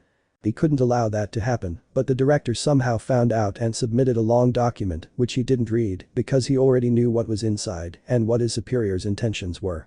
I wanted him to play it cool by taking advantage of his natural inclination to avoid unnecessary actions that would only waste his time, and it worked too well. All Momo needed to do was get the albino boy's consent. It couldn't be too difficult. If you put a piece of paper in front of him and told him it was about ruining his life, but he had to sign it, he'd probably sign it without a second thought. He trusted his student, and her status as a girl who lived surrounded by luxury was a rather impressive change of maturity. It's not like he could take credit for it. Hikari seemed to be more important to her than she could have imagined, she just hoped their relationship wouldn't be so damaging to both of them. She was at a stage where she discovered for the first time that the world was much bigger than she could imagine, and there was still so much more for her to discover. The boy was stuck in his own indifference, and the worst part was that it wasn't his fault in the first place, his will to be a hero alone was what had helped him improve a little, and now that will was more diffuse than ever. I don't remember anymore. That one sentence kept him up for almost an entire night, even though the boy had almost killed him with that strange weapon, he couldn't see the boy as a threat. He was a lost child, he had no guidance, he had no one but himself. I never thought he would care so much about the well-being of one of his students. The end of the day had arrived and everyone began to leave quickly, so when he saw Momo approach Hikari, who was at his side again, he didn't say anything and just watched as they interacted. He watched how, despite her efforts, the girl couldn't stop her nervousness from showing as she spoke and offered a document. He snorted when he realized that she still had a lot to improve on, especially since her expression had lit up as soon as the albino boy had offered his hand in response for her to pass him the pen. Once the document was signed, Momo had almost run away with the child holding her hand. Aizawa sighed, barely able to hide the smile he had under his scarf. His smile disappeared instantly when he noticed the sharp object pointing at his neck. Don't move a muscle. The professor's mind was working overtime, trying to find all the possibilities that an event like this could be possible, unfortunately he couldn't find any. I need information, we don't have to be enemies. When he tried to move his head to look at his assailant, the blade got closer and closer to his throat. He swallowed and analyzed the situation a little more before responding. Who was this person? He could only gather from the tone of her voice that it was potentially feminine. Why go after him? Old grudges, his position as a professor, the USJ incident, some new villain, etc. Too many to have a predetermined answer. What was he looking for? Information apparently too simple to be just that. And most importantly, how the hell did he get around the security system? He was able to sneak through the entire institution undetected and was able to outwit him even in the same room. It could have been a quirk, he could also have allowed himself to believe it was a net ability, although it is unlikely. But he was also able to avoid most of the institution's heroes. Unfortunately, security cameras are not allowed inside the classroom, and it was more isolated than the rest of the building. There was no simple way to warn his classmates, and judging by the situation, listening seemed to be his only option. Don't get too upset, even though this is illegal, I don't consider myself a villain, cooperate, and there won't be any need to fight. Aizawa thought about his options, quite limited if he had any say in the matter. Why this way? I managed to ask, literally risking my neck in the process. The unknown person said nothing for a few seconds. Because you wouldn't believe me if it were any other way. That was worrying, but he nodded slowly. The blade seemed to retreat, only to entangle itself in his scarf and pull it away from his neck with swiftness and precision. Then she placed the tip of her weapon against his back, forcing him to look straight ahead. The student you know is Hikari, I need to know about him. Why were so many people obsessed with him in the first place? I have no intention of revealing information about my precious student to a disturbingly suspicious person, he said confidently. He wouldn't be able to call himself a hero otherwise. You are noble, I admitted, but what is involved is much greater than you can imagine. Why all the mysticism about it? She wouldn't be able to accomplish anything if she put herself in such a gruesome situation. Don't worry, I'm not looking to hurt him, I'm looking for his help. There is an enemy that surpasses anything this world has seen in a long time. Enemy? Why not warn him in a way that doesn't put you in such a negative light? What was stopping them from helping him? And above all, why did he involve his student? You can't help me with this, none of you can. All you'd achieve is to turn against your own allies, corrupting them more quickly. He seemed to predict her thoughts even though he didn't express them. Corruption, a word he recalled being mentioned on occasion by witnesses who were closest to the incident at the sports festival. I can't trust you, he said, still searching for a way out of the situation. I have no choice, she started moving, the lab first, it won't be long before the infection starts to sprout again. Her? Like the person Hikari had seen on her way home after the USJ incident. The lab, the only one that came to mind, was the Monomon lab, where Hikari's quirk was also studied. It had been attacked recently, many files stolen, and it's unknown how or why the scientist would be kidnapped. We can help you find this person. I don't understand why you need my student, and I don't understand his importance in this situation. I try to reason, making it clear that they could be allies if she was willing to lower her weapon. It's simple, he is the key to everything, there would be no salvation if he weren't. Aizawa was starting to lose his patience. How do you know him? Why are you looking for him now? How can you be sure of that? The blade slashed harder into his back, stopping his rampage. It was on TV, you're practically giving away your students so the villains can kill them. Sweat ran down the teacher's tense face, more in an attempt to suppress his potentially violent response. He could hear a sigh behind him. We're not getting anywhere, your precious student is my brother. Brother? There was no record of any relatives for the boy, which only served to confuse him further. The only way he would have survived that incident is if he had never been there in the first place. How can I believe you? The person was silent for a few seconds before sighing louder. Why are the people here so strange?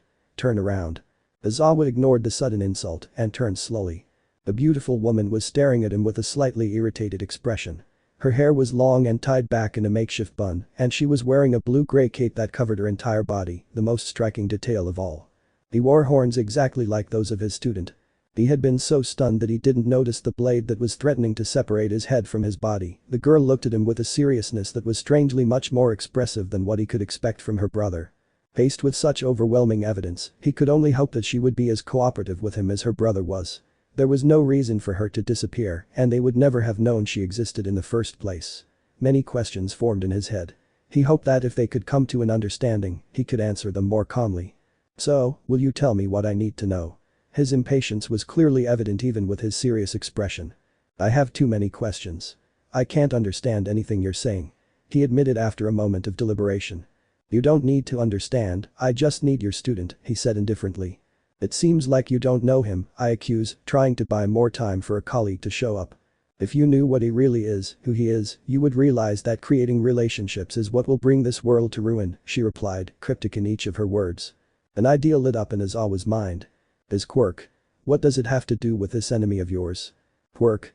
If you knew that the talents people claim as theirs are merely a nexus that makes her stronger, you wouldn't be so reluctant to believe that her power is hers by birth, an inheritance born from the deepest recesses of her power. No quirk. It's impossible, I couldn't imagine it. Isn't his power his own? How could I possibly believe something that literally changes the way the world works as I know it? I quickly thought about it. If I wanted to get more information, and if it was all real, I'd have to play along. She said nothing more and looked at the teacher's disturbed face before sighing, murmuring a little under her breath and lowering the weapon. You don't seem infected yet, but your mind is as contaminated as the rest, you could be useful, he said thoughtfully. The woman walked over and stood against the wall behind her, throwing her scarf onto the desk in the living room, a gesture of trust and non-aggression, as Aizawa visibly relaxed at the lack of hostility. You can start with what you said about the quirks, because I might start to think you're having psychotic attacks. The woman looked into his eyes so intensely that Aizawa almost took a step back. You must know what the first recorded case of a person with a quirk was, right? Aizawa only had to think for a second before answering. A brilliant child in China, the first case of a quirk in the world. She nodded, the teacher still having trouble understanding the connection between all this data. She's not technically a human, she falls more into the description of a god, though only because of her dominance in her element. Her home is the dream world. There's no direct connection to this reality, but she was somehow able to gain enough influence in the dream world to access the dreams of sentient beings, and she generated the first connection with this child, and her influence was so powerful that it caused the child to shine with her light. A god. Now he was really considering the possibility that psychological issues were the real reason for all this nonsense. Although in a world like his, where there's literally a chance someone could be born with the power to destroy the planet, a higher entity didn't seem so far-fetched, especially since the origin of the quirks was never truly known.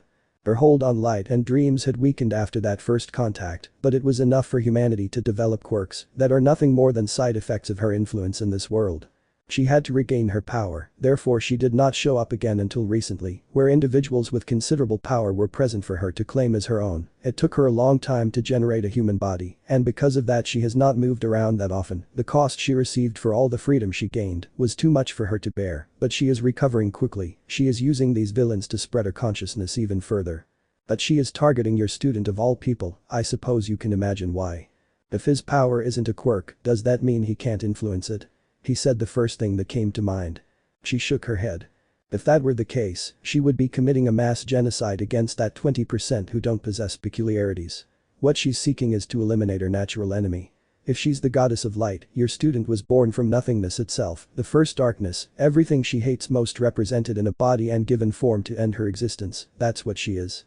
Aizawa thought about it for a few minutes. Hikari, isn't he human? He asked himself more than her. It's not that hard to believe, your boss isn't a human, an animal that had too much contact with that light that ended up developing superhuman intelligence and other mutations that make it hard to know what animal it was in the first place. I won't question his existence or his intentions, but I can't trust him if the influence affected him to that point. The teacher almost fell on his back. Wait, I can't process this, he said, hoping it would give him a break. It's perfectly understandable. You may not be infected, but its influence is making most people reluctant to believe these things. The fact that you're not screaming or attacking me is proof that you can be useful. It's as if our entire society was built on a lie. She snorted, seemingly entertained by the idea. Who's to say it wasn't like this from the beginning? Your great symbol of peace is the only thing that keeps this society running, but its power has also contaminated his mind, more than the rest for some reason. It's not my place to interfere with him, unless he gets in my way. And how is Hikari supposed to be able to stop something like this, and why is this goddess doing this in the first place?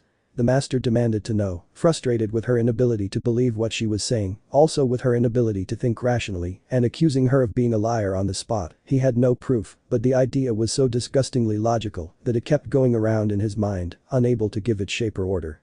She hates disorder. It is known that she existed before life was conceived, and that she enjoyed the silence that existed when the world was newly formed. For that to happen she banished the first darkness deep within the earth, then she had been observing, simply enjoying the calm of the new world just formed, and with more influence than the rest of them. Humanity had worshipped her when she appeared, as a goddess of the sun or god of the sun, God itself, it was the same. That devotion fed her ego and allowed humanity to live without her interference. Then technology arrived. She had already taken refuge in the world of dreams when it happened, for other reasons that I will explain more calmly later. People stopped believing in gods, they rebelled against her, and after a few years she got tired and tried to interact in this world again, giving birth to the peculiarities. He sighed before continuing. As for your student. Aizawa was processing what he'd heard, making sense of everything humanity had been doing up until that point. His brain was literally racking its brains to find flaws in the entire explanation. He'd explained most of humanity's religious history in less than 5 minutes, and now he had to endure hearing the consequences that solving this entire problem would have on his student. You have two options. Be a martyr or eliminate the threat at its root. The second option is the happy ending, but much more difficult to achieve. Eliminate it from the root. Simple, travel to the world of dreams. For this you need a special weapon. It does not do any harm, it only allows you to work with the mind, the dreams. It remains to find the focal point of the infection, in this case the body that has generated it, enter its kingdom and kill it there. This will make the world collapse on itself, killing your student in the process. Without its astral body the rest lasts very little, the infection disappears immediately, everyone healthy and happy. Aizawa sweated a little upon learning of the happy ending to the situation. And the first option. Deep down, he knew he wasn't going to like the answer he was going to get. The woman looked at him for a moment before looking at the ground. He must destroy her body on this plane, absorb everything she generated in that body, and use the hive mind as a connection to draw all the infection into his body, use himself as a container, and retain it for all eternity. The teacher had to remain seated at his desk, breathing heavily as he tried to process all the information. Hive mind. All eternity. What will happen to Hikari? The woman's eyes lost their sparkle, and her expression turned to stone. He will fight again and again, he will never win, but he can never lose, he will suffer until time stops mattering. If someone takes pity on him and kills him, it will only cause the infection to return or intelligent civilization to disappear completely, negating the purpose of continuing to fight and die alone. He almost vomited when he realized the situation his poor student was going to face. He really needed to wake up right now. Hopefully everything he just heard was just his imagination, and not just his goddess-influenced mind forcing him to want this whole conversation to be fake. Chapter 12. The days had been a series of blurred images, like a painter quickly passing only the edges of a brush across the canvas, a smear within a larger image.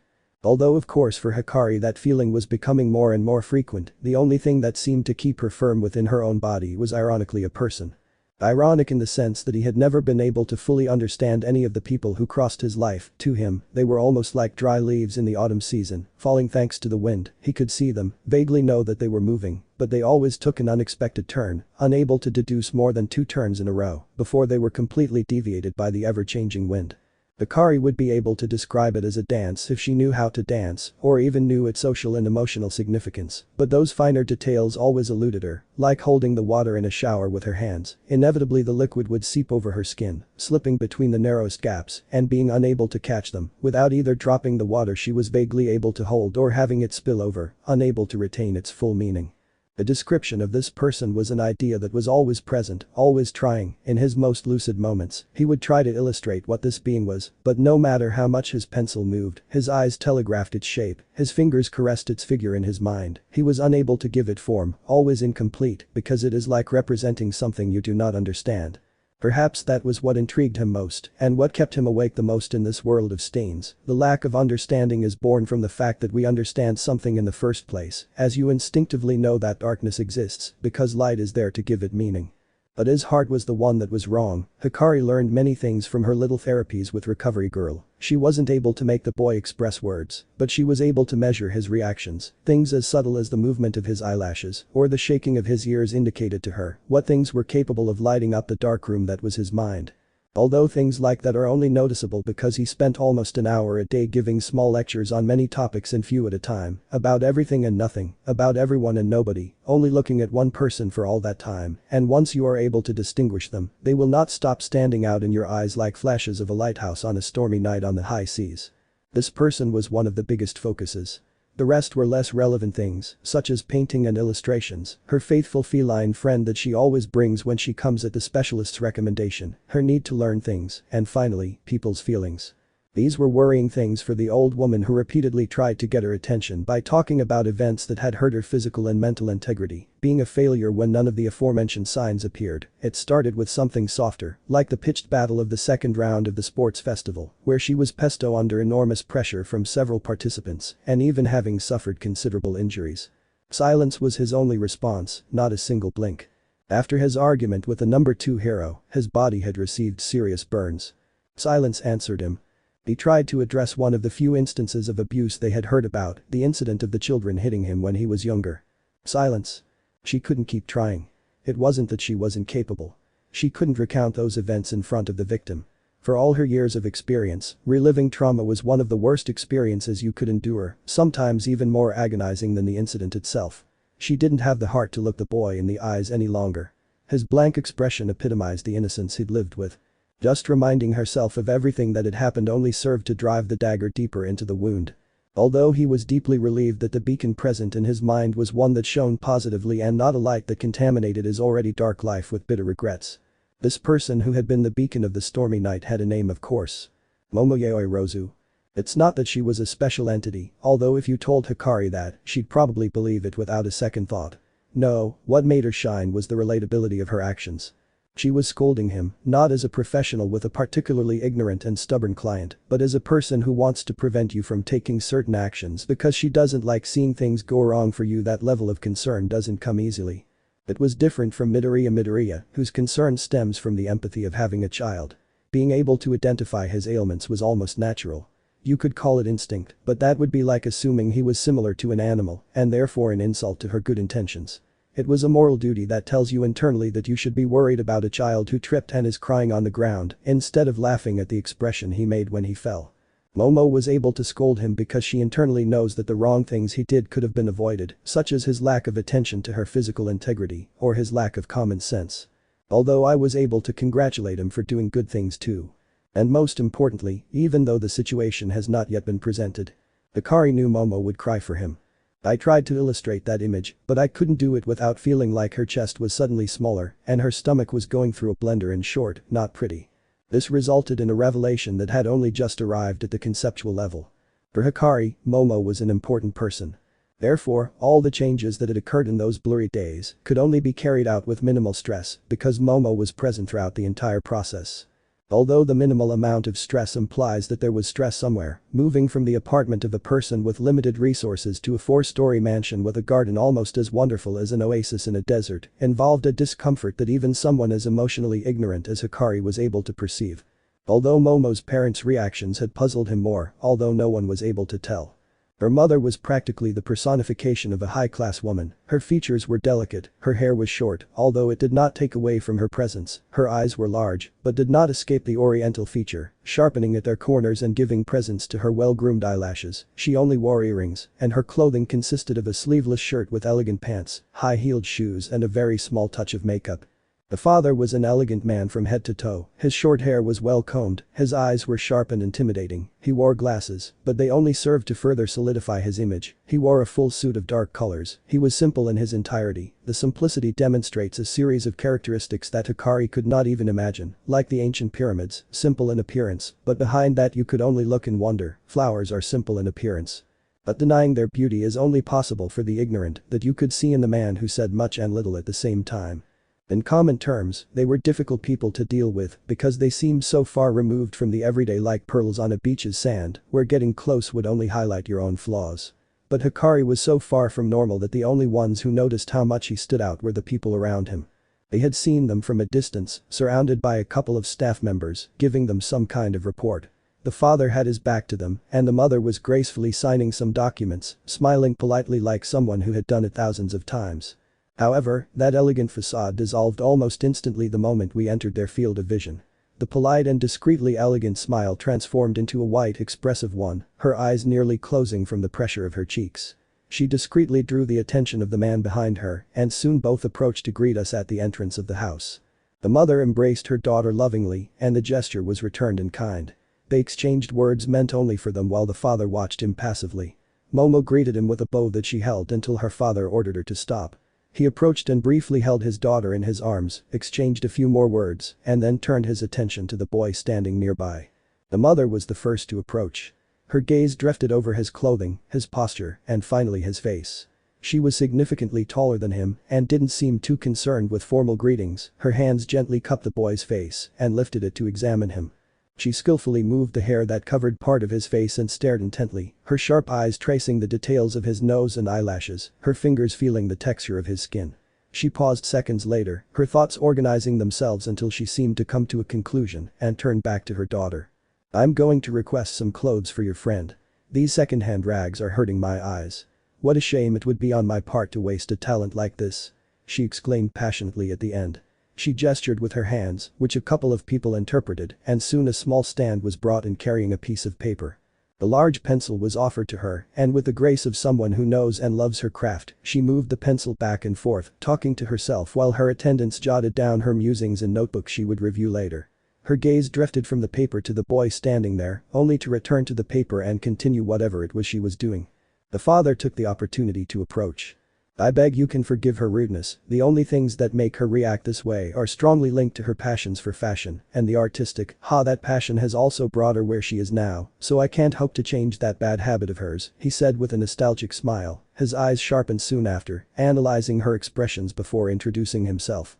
My name is Yaoi Toru. Momo has already explained to me beforehand your aversion to verbal communication, there will be no need to lengthen the introductions, his arm pointed in the direction of the woman in front of the paper. This is my wife, Yuriko Yaoi. I reiterate my apologies for her behavior, now without further ado, let's go inside, we are about to serve lunch. They were about to move before Lord Yaoi looked at his wife. Is that not a problem for you, darling? She shook his hand before ordering the companions to put what they had brought in the pending projects room. She soon took her husband's arm and together they entered the gigantic mansion. Momo walked beside her, and her impassive expression was just a facade of how nervous she felt. The fear of Hikari being rejected was present from the beginning of the conversation. She knew her parents perfectly, she knew they were loving and understanding people, but the environment in which they moved daily could rot any good quality if you didn't have the strength to resist the corrosion. The rest of the day passed between the silent meal, which was a learning event for the child, accustomed to her simple methods. It took him a few minutes to adjust to the amount of cutlery, and as the servant seemed to do everything that he used to do for himself, Momo's mother was watching how she moved during the whole process. She made her daughter sweat on more than one occasion when she noticed the etiquette failures that Hikari demonstrated. Fortunately it did not go any further, and later she noticed that her worries seemed to be only illusions of the fears she had when her mother took her to a more private place and she almost screamed out loud with excitement. I can't believe it, I've never seen such a pretty boy. Why didn't you tell me he was like that? Do you think he'd be upset if I ask him to be my muse for a few hours? His skin is so white. Does he get enough sun? Besides being so soft, I have so many ideas he could use, he's like a walking sculpture, his fingers are surprisingly thin, did you notice? Besides his eyelashes, are you sure they're natural? I can't believe the opportunity you've given me. It's a good thing you brought him. I spoke quickly, Momo just stared dumbfounded for a few seconds before an immense relief ran through her body. Her always stoic father didn't comment and just watched from a safe distance. The day seemed to be going pretty well, and considering everything, Momo hoped this would be a moment that would encourage a change for the better. The change happened quickly, so Hikari was lucky to have the weekend off to adjust to the new environment.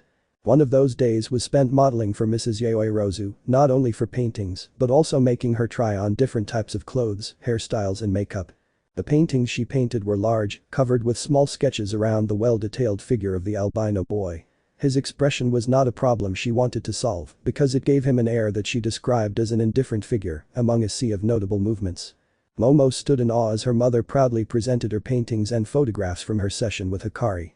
The painting still had work to do, as paintings of the scale she was presenting couldn't be finished in an afternoon. Her hands were fast, but no human being looking for a decent result would finish a work of that size in a couple of hours. The reason for Momo's bewilderment was that the paintings depicted a partially nude Hikari, covered by white sheets, focusing on exposed parts of his body, such as his chest and neck, back and face, among others, giving the impression of ancient Renaissance art that is so praised in modern times. Mrs. Yaoi looked radiant and proud, seeing no problem with the kind of image she presented about her daughter's classmate. I send you a copy of each one, so you can brag about how good your mother is, she stated, puffing out her chest smugly and nodding to herself as she looked at the paintings. While the paintings were the most extravagant items on display, the photos were no slouch in terms of styling. Some featured loose modern clothing, others traditional Japanese attire, and others medieval-era shirts with intricate embroidery on the sleeves and partially exposed chests, from which he claims to draw inspiration. Artists and fashion before the quirks were definitely the pinnacle of art, he declared proudly. She was very close to giving a rant about how shameless her mother was to make Hikari go through something so delicate. Not everyone is willing to exhibit their body as a means of inspiration for other artists. Although her mother stopped her before she even started when she claimed she had received consent from the boy in question. The afternoon passed quickly at the house, there was a slight hiccup at dinner time due to Hikari getting lost in the vast facility that was the Yaoi mansion. Although nothing was said, Hikari had several conflicts due to her habits that, living alone, she considered necessary and correct. In the mansion there were servants and caretakers everywhere, she didn't have the need to wash clothes, or sweep, or make the bed or any other activity that she usually did at home. It had left him with too much free time, which he ended up spending with Mrs. Yaoyorozu. Although he did physical training afterwards, he couldn't train for so long without risking fatigue that would take away his mobility. It wasn't that I felt it was going to happen, it was more out of caution and to keep Momo from worrying too much. They were comfortable and peaceful moments, ones that can't be easily forgotten, ones that bring comfort in hectic times, but for Hikari, they were just pages in a book she had to burn. Lost fragments of ash dancing in the wind, which, no matter how hard she tried to grasp, would slip through her fingers. Momo was the most affected by what is about to happen. Because only when you lose something do you know how valuable it was to you. It was a quiet night, too quiet to be precise, the kind of quiet that unsettles you when you look down a dark tunnel and can't see the other side, the kind of quiet that chills your bones and peels the skin off your muscles, the quiet that foreshadows death. In front of him was a fellow human, or a fellow human to be precise, his face, his horns and the slenderness of his body were all too familiar to someone who knows his own perfectly. In his hand was firmly placed a sword that looked like a giant needle, if it were double-edged on one end, if you paid close enough attention, you could see traces of bright beautiful threads attached to the buckle of the weapon in his hands. Behind his fellow man there was a considerable number of bodies scattered, all without any trace of blood, security guards, all unconscious. Their eyes were fixed on his, their dark eyes similar, but there was a particular glimmer in hers that couldn't be glimpsed in Hikari's. Still, the glimmer denoted a deep emotion, a spark you couldn't help but stare at in fascination, but just as in reality, that abstract spark would leap out and sear your skin from your bones. It was anger, or perhaps a determination so vast and profound that you couldn't help but feel intimidated. It didn't matter at that moment. The threads of the weapon in her hand began to glow, appearing more and more, twisting and wrapping around her figure before propelling her forward, the blade slicing through the air around her and advancing right into Hikari's neck. His body was immediately covered in emptiness, and the weapon passed harmlessly through his body. He moved out of the way of the trail of thread that followed him and carefully analyzed the person in front of him. He had never faced someone so similar to himself, from their appearance to their way of fighting. His body reacted with a strange sense of resonance, and although he could feel the movements, he couldn't predict them, and his inexperience earned him a pair of cuts on his left forearm and right thigh. It was a strange feeling every time it happened, his own blood seeping from his body, unable to stop its advance like he could with the emptiness, he couldn't recover, it was his own life leaving his body. He had no way of hitting her, there seemed to be no emptiness in his body despite being so similar, but she was even more agile than him, her movements dancing around his, she barely seemed to touch the ground before she had moved on to something else. The arm that was injured was wrapped in shining threads before being pulled, and with them the body it was tied to. Hikari could not oppose the force exerted and stumbled forward, falling to her knees, the arm now bleeding from how fine the threads were, leaving marks on her skin. There was no uncertainty, they resonated in a way that no matter how they interacted, they could not express the message in any other way than by fighting. It was a test, a duel to determine his worth. And I was losing. He tried to get up and attack again, but the thread on his now free arm had slipped to his right leg, impeding his advance. He couldn't even see when she tied him up. She approached with the grace and calm of one who dominates another. "You're weak, imperfect, with a purposeless mask and a human heart. This form was a mistake, your very existence was a mistake, one among thousands that preceded you, and yet you stand out as the greatest failure." Her voice was as sharp as the blade now pointing at his chest, his reactions were not seen on his face, but on his body, trembling in front of her, unable to even think about escaping. He had woven a trap without threads, but with words, thus proving his point. "If you were half of what you're meant to be, you wouldn't tremble before me, you wouldn't fear death, and words and affection shouldn't be received like a human. You're a vessel, created only to hold one thing, yet you try to fill that void with worldly emotions, a void that won't be filled, that you can't even understand that those same emotions are devoured by your very nature, an endless cycle." The tip of the blade touched the child's chest, for that is what he is now, and therefore, unworthy of the responsibility that now falls upon him. "I will have to act then, so that the human heart you possess may die, and the heart this world needs may emerge from its impure blood. The light is lurking, little child. I will not beg for your forgiveness, for it is your life above the life of this world. There is no other option, no matter how painful it may be." Her limbs stretched out in opposite directions, now dangling in the air in front of her. Her determination burned like flames in her eyes, her heart of steel she now wields. And Momo barely arrived on the scene. There was no noise outside, no matter how intense the situation was. The bodies were not heard falling, just as now the cries of the frightened child hanging in front of death itself, who wears his very face, are not heard. The only reason she woke up was the promise she had made to herself to protect the child who now helplessly faces a responsibility that is not his. The promise he now struggles to keep. He hadn't realized the moment he moved or how the staff had reached his hands. He wasn't even aware that he was wearing his nightclothes or the desperation in his eyes or how hard he was breathing. What she had in her mind was the very image of Hikari transformed into another person, towering over her like everything she aspired to be. Strong, impassive, and skillful, with the face of someone sure of what they're doing, sure that it's right, a face they constantly try to imitate in front of the mirror. A face that was so similar to the child they loved so much, but that was now their greatest rival. The staff swung forcefully, but too slowly for the opponent she faced. Its dance only fueled her anger further. It was beautiful. The way it moved, the way it responded to her advances. The way she used the weapon in her hands, even how she now stood upon it, balanced on glowing threads. Someone so beautiful, so strong, someone who seemed to embody everything she lacked and envied, and even with all those things. Why are you doing this? She demanded to know, disoriented, just having awakened, sweating from the tension and the effort of fighting, anguished by her frustration, the frustration of realizing she hadn't hurt her opponent at all, that she was going easy on her, that she looked at her, as if no matter how hard she tried, she couldn't stop what this woman intended to do. I owe you no explanation, she said with a calmness that unsettled her even more. It brings me no pleasure, but you must know I've been pushed to this point because of you and all the people you interact with. Confusion and doubt quickly replaced her now tamed anger.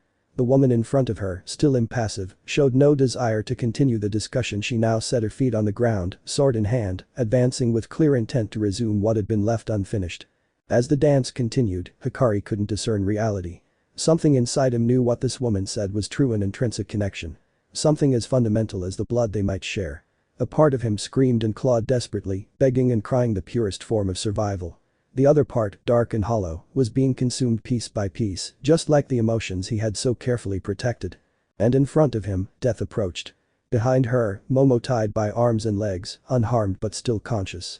She writhed in panic, tears streaming freely down her face. Her mouth let out anguished screams so intense her voice broke with every cry of despair. Out of respect for those like you, who have seen the heart of this child, I will let you bear witness. She looked directly into Momo's increasingly desperate face. Her eyes locked with those of her victim, a victim who shared her own face. The weapon now raised, her stance perfect, ready for a clean strike. If heaven exists, child, may you return to your mother's arms. The faint trace of emotion tinged her voice. Her arms extended. And the weapon pierced Hikari's chest. His heart exploded, blood bathed the blade now hanging from the hand of his lookalike. Life slowly faded from the boy's eyes, and his trembling limbs went still. She approached the bleeding body, tore open his shirt with the bloodied weapon, revealing the pendant hanging from his chest. Her fingers grasped the piece, now stained red, and pulled it from his neck. Now there's just one last step left, she murmured to herself before snapping the boy's precious amulet in half. At first, it seemed to simply fall to the ground until the figure of another amulet hung ominously in the air. As if the previous amulet were merely a shell and the blackened figure was what it contained. Momo seemed to break down just like the amulet lying on the ground, unable to form a reasonable thought, unable to recognize reality, unable to save the now dead child in front of her. The woman, still unknown to her, took the amulet in her hand and then inserted it into the open space of the child's chest, staining her arm with the blood of the innocent creature. My condolences, she said, glancing briefly in Momo's direction. She released her grip on the strings, and both Momo and the boy's bodies fell to the ground. The woman hesitated briefly, looking at the corpse now lying on the ground, before turning her back. His footsteps were like bullets in Momo's ears, and she ran incredulously to her classmate's side, the one who was both curious and stoic, both intelligent and ignorant, both cold and warm. So human in essence, more innocent than anyone she had ever met. And only when he held the boy's lifeless face did he realize everything he had lost. She hadn't noticed when the woman had left the scene, nor when her alarmed parents had arrived at her side. Even when the authorities arrived, she wasn't letting go of the lifeless body. Despite their attempts at pulling her down and other means, she wouldn't leave the man she recognized as someone she loved. Someone I had loved deeply. She hadn't noticed at dawn, for she felt just like the child in her arms. With an empty heart. Chapter 13. The world fell silent for a few days. It was announced on television, on the radio, and on the most important networks in Japan. It was learned that a UA student was murdered. And she listened only to the silence, as peaceful as the child who now lies in a box. A child who will never grow up, who will never look or listen, who has already lost his silent voice and whose heart responded with the same silence. She had seen the woman insert an object into his chest, yet investigation found nothing but a sea of blood, shredded flesh, punctured lungs, and the child without a heart inside. That was the only peculiarity that presented itself. The heart must have been there. Just as she'd put something in, he didn't see her take anything out. Although the scene itself made her want to vomit and the world around her blurred, only to rebuild itself and realize she was drowning on the floor in a sea of her own tears. They dismissed her testimony when she saw nothing, saying it was emotional stress that made her imagine a scene that didn't exist. But she had seen it, the image burning a hole in her chest. In his mind, image after image. He saw illusions of the boy smiling, then his smile faded, blood oozed from his eyes and mouth, then he held out his own bleeding hands and said to her. "Why didn't you save me?" He was no longer able to sleep, his mind overloaded with his own emotion, his own narrative, telling him that he could not save the child who is now nothing more than a lifeless body. "I couldn't study anymore, no matter how hard I tried." The UA assigned her a psychologist, they wouldn't let her continue with her internship, she would take breaks between periods of doing nothing to train so hard that the blood would drain from her hands and every muscle in her body would burn. As if that pain made up for what he did to the child. Her own mind sabotaging her in the worst way, her hand stained with her own blood, so similar to her hands when she held the child's slight body with a hole in his chest. It wasn't enough. His defeat at the festival no longer mattered, his status or position as a representative of his class no longer mattered, nothing mattered when his weak conviction saw his own companion die. And so she improved, at the cost of her own blood and tears, somehow mimicking the way the killer fought her. And with it, her own fury for her figure, because she murdered a child who meant more to her than either of them realized at the time. And then an exam came, she fought against a professional hero, and she emerged victorious. The fight against the woman who used threads gave her not only a fighting style, but also the experience that comes with it. Aizawa did not expect this result, despite his collaboration with Todoroki Shoto, the ability he had witnessed from her did not belong to the girl who entered the doors of UA with excitement. And just like her, everything seemed to change. The world, once bright for his classmates, was now gray. Where once there had been hopes, there was now a photo of the deceased student at the entrance of the school. A student with whom they had shared struggles, with whom they had shared a seat in their class, a student for whom many had wept. Others had laughed at first at the absurdity of a friend their age dying at the hands of a murderer, and many others remained silent. The funeral had been sad, not only because of what it meant, but because only a few people had gathered to witness it. Momo and her parents, Midoriya and his mother, Aizawa, Midnight, Mina, Kyoka and a couple of other people, like the lady from the store she used to frequent, few people were truly affected. For the rest, he was just a deceased UA student. They had seen how that student, now placed in a wooden box, was buried in the ground in a public cemetery in Musatafu, never to be seen again. It was not a heroic death, so he only received a small commemorative that did nothing to make the event seem smaller than what Momo felt it was. Now what she sees frequently is a shadow. It had only been an occasion that had happened, but she held out hope that the shadow would emerge from its grave, a vestige of its desire to live, that it would take her to its body again as it had that time, and that everything that had happened could only be something of the past. But the shadow did not lift, something had happened, something had been done by that woman that denied any hope of recovering him. She would search for answers, she wanted to see that woman humiliated in front of Hikari's grave, she wanted to give her the same frustration she gave her that day, she wanted to face her again and win. But he quickly realized that wouldn't bring the boy back. Nothing would do it. So the flame of his determination had become weaker than ever. Before it had been a huge fire, which, although dangerous, amazed his mind with its brilliance. Now there's a candle left with its wax half melted, it had a reason to stay lit, but who could be the same person after something like that? In the end she decided that the best thing she could do, ironically, was to do the best she could, for Hikari, for her parents and above all for herself. What kind of respect would she have for the child if she broke down and squandered the support she received from him? She would be the best hero she could be, and if that doesn't allow her to create a path to her goal, she would create one. She was Creati after all, the all-around heroine who would create a way to make a place where children like Hikari could grow up, where they could have a family. That is his conviction, his reason, although deep down he still wants to show the world that he can do whatever he wants, it will no longer be his focus. At its center glows the pale memory of the boy named Hikari, who was better than she had ever imagined, the same boy who lies in her resting place, and upon that same place, declares his determination to the world from within. I will create a better world. The candle is no longer just a candle. It is hope, and the flame upon it will never go out. As long as I breathe, I will live to create for peace. I will be the best hero I can be. And her relief was felt in the air, seen in the cold, and also the sight of her sorrows leaving her body. She now knows what to do and will return better than she was that day. He would leave the cemetery, where Hikari lies, and would return when his mark was left on this world. Weeks had passed, but what is the passage of time to one born of death itself? His body had fundamentally changed, but how did he know it? He woke up in a wooden box, his body covered in fabrics that he found uncomfortable. He tried to push, but there was something on top of the box that wouldn't let him out. He spent quite a while just looking, until he simply decided that leaving would require a little more effort. Going through it seemed inadvisable, there could be a trap outside or an endless fall, although considering that he was face up, it was unlikely that the latter would happen. He then did what any creature of his kind would do, as when enclosed in a shell. Tear it to pieces. The resulting explosion caught the attention of a large section of the population, however, when they arrived on the scene there was only earth everywhere, it was not even possible to identify the center of the explosion, because it had affected the infrastructure of many of the surrounding graves, and the earth had collapsed very quickly. In the distance was a creature.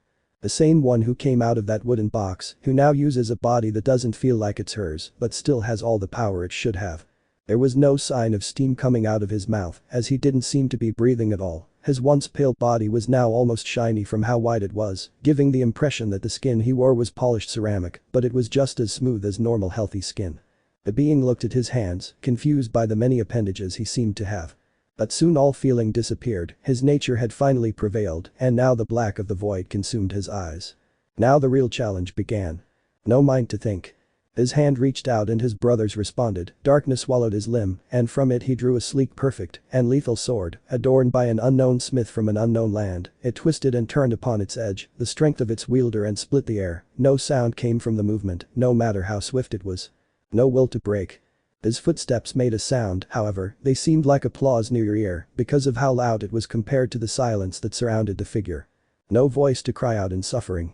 There was one possession he found missing, the mind splitter, the one that cuts through the veil of reality itself was not among his possessions, and his brothers were unable to bring him something they did not possess.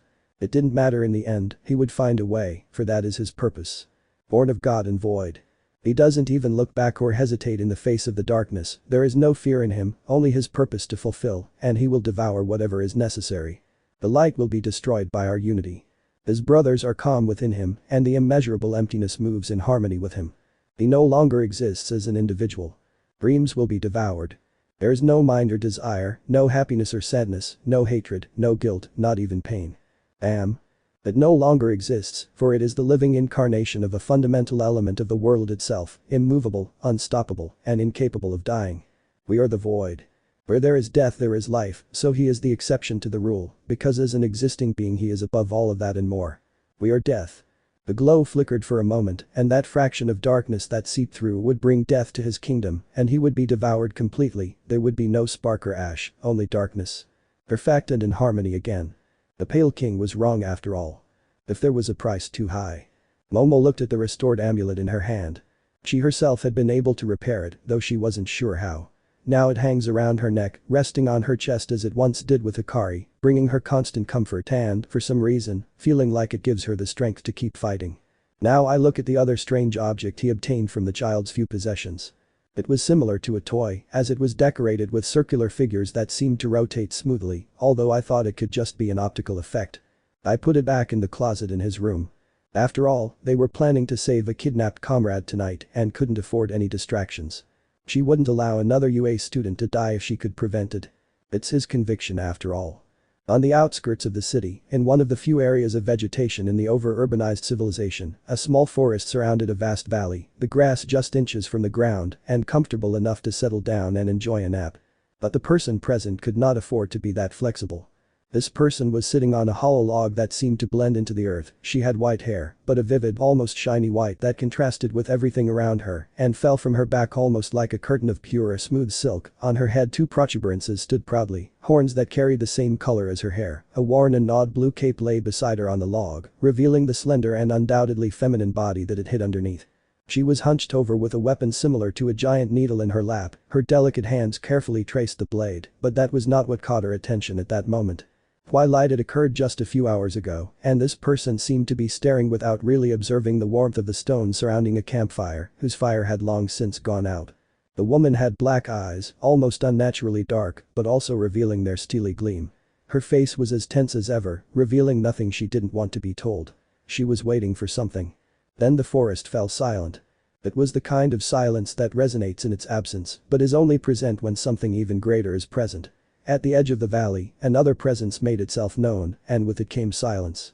The wind could have appeared and carried the silence away with it like the fallen leaves of autumn, or it could have simply filled it with the sound of its caresses in the treetops.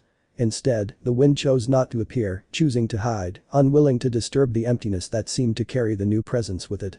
The animals and insects fled and fell silent as soon as this presence appeared in the valley, even though he was naked, even though he looked so delicate, his body thin, slender and without any visible muscles, no living being approached voluntarily once they noticed his presence among the trees.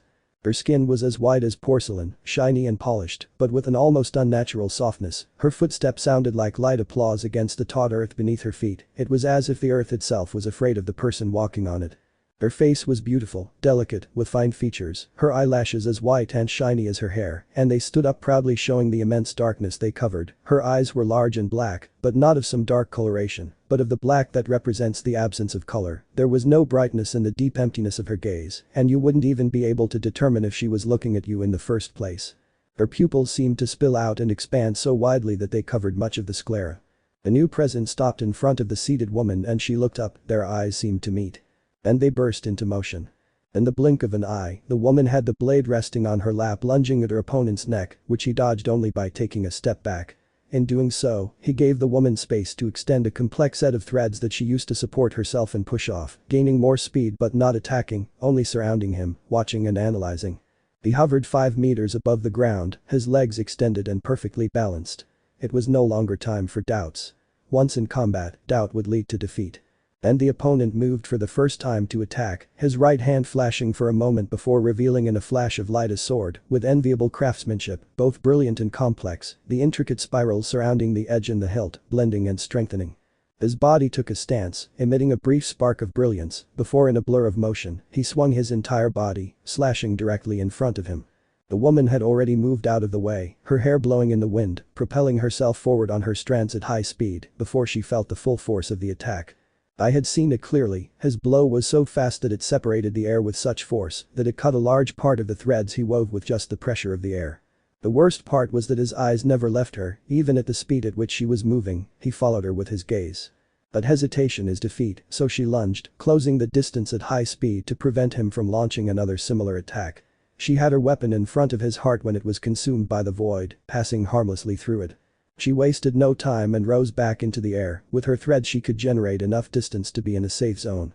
Beneath her the void fog gathered and took shape again. She moved further away, hopping slightly, creating more threads for future routes of movement. Their eyes met and she felt the pressure of the person in front of her on her body. His eyes widened, the only sign of expression on his steely face. He looked down at his legs. He could see and feel it. She, who had survived an apocalypse, stared in disbelief at his wobbly knees and knew immediately what it was, even though they hadn't seen each other for so long. Fear. Then she knew the creature before her was no longer the boy whose face haunts her dreams and regrets. This was the solution she sought, and yet, facing this entity, her knees trembled. Her eyes traveled cautiously over the figure that instilled fear in her. He seemed to be just standing there, his bored expression and relaxed body, naked and exposed like that, should have seemed ridiculous to her, but her trembling legs told her something her eyes couldn't see. And so it was, because within seconds of scanning her figure, I noticed the small details that seemed hidden from the naked eye. Her skin seemed unnaturally polished and smooth, her chest didn't move with a subtle rise and fall of someone breathing, the wind caressed her long hair so gently that it almost seemed static, and above all, her eyes didn't blink, simply looking in his general direction, because I couldn't understand the focus of her gaze. And her vision caught sight of the first shadow twisting around her, dancing in harmony, something so primordial that not even the night itself could hide its emptiness. She took a step forward and the shadows stopped momentarily and she knew she was the target. She raised the goad like a spear and performed a ceremonial stance, a battle style taught by the weavers and revealed to her by her own mother, her back straight, arms at perfect angles and feet together. Her once weak knees buckled and the ceremonial stance became a war guard, the tip of her stinger pointing at the indescribable being before her. This was her goal, this had been her purpose, to give the world the savior it needed, so that the light would not blind this corrupt world and it would be returned to the age of harmony. She wouldn't hesitate now, not when everything had already been sacrificed, and even more so with the life of that child shed by her hand. This was the ultimate test. The entity looked at the new stance and raised its weapon, taking a royal stance, imitating the fencing of its relatives transmitted through the void. His arms exploded with emptiness, and the air around him trembled under the pressure of his power. But she stood firm even when the wind whipped her face, she who came storm after storm, she couldn't hesitate at the slightest breeze being so close to the end. In a second the world stopped. Both advanced with ferocity, and their attacks met. And in that brief moment a thought came to mind, the image of the child who cried silently at his death. Why did it have to be this way? Was there really no other way? The air split in two. She found herself looking at the dense forest where she was camping, the sight of this environment bringing peace to her mind, allowing her to spot two objects in her possession a few meters away. His sword, whose edge withstood even the erosion of the world's barrier. And her right arm, resting on the frozen grass, she looked at the space where it should have been. She now had a stump where her elbow had been, blood still oozing out and spilling onto the ground. Then he fell to his knees. And she thought idly, how ironic, it was the same arm I used at that moment. The small flash of his right arm piercing the chest of the boy whose body was now being used by the void itself brought him comfort.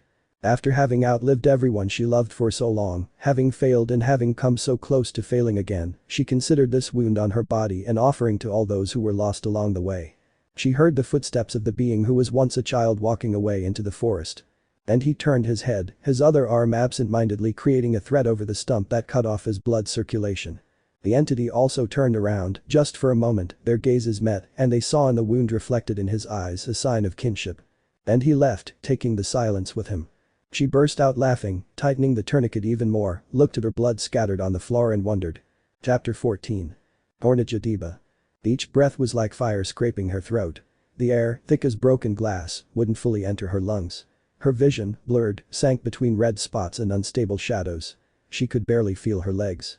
The cold spreading through her body was more than exhaustion, it was surrender. But he had managed to arrive. Her footsteps were silent, dragging. Like those of a wounded animal that refuses to fall before reaching its burrow.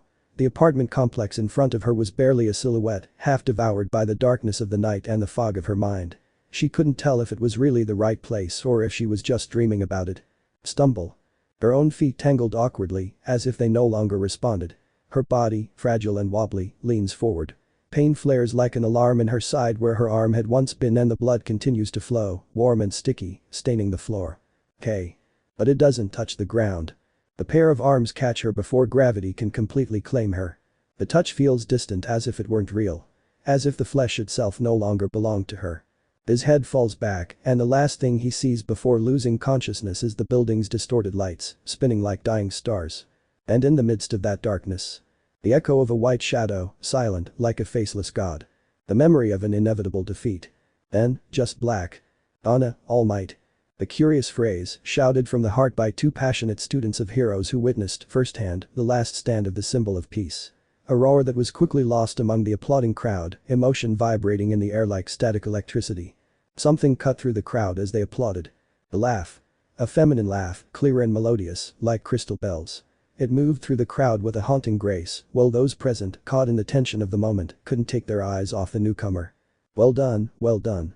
That's how you get attention, he murmured with a smile that seemed to light up the entire scene.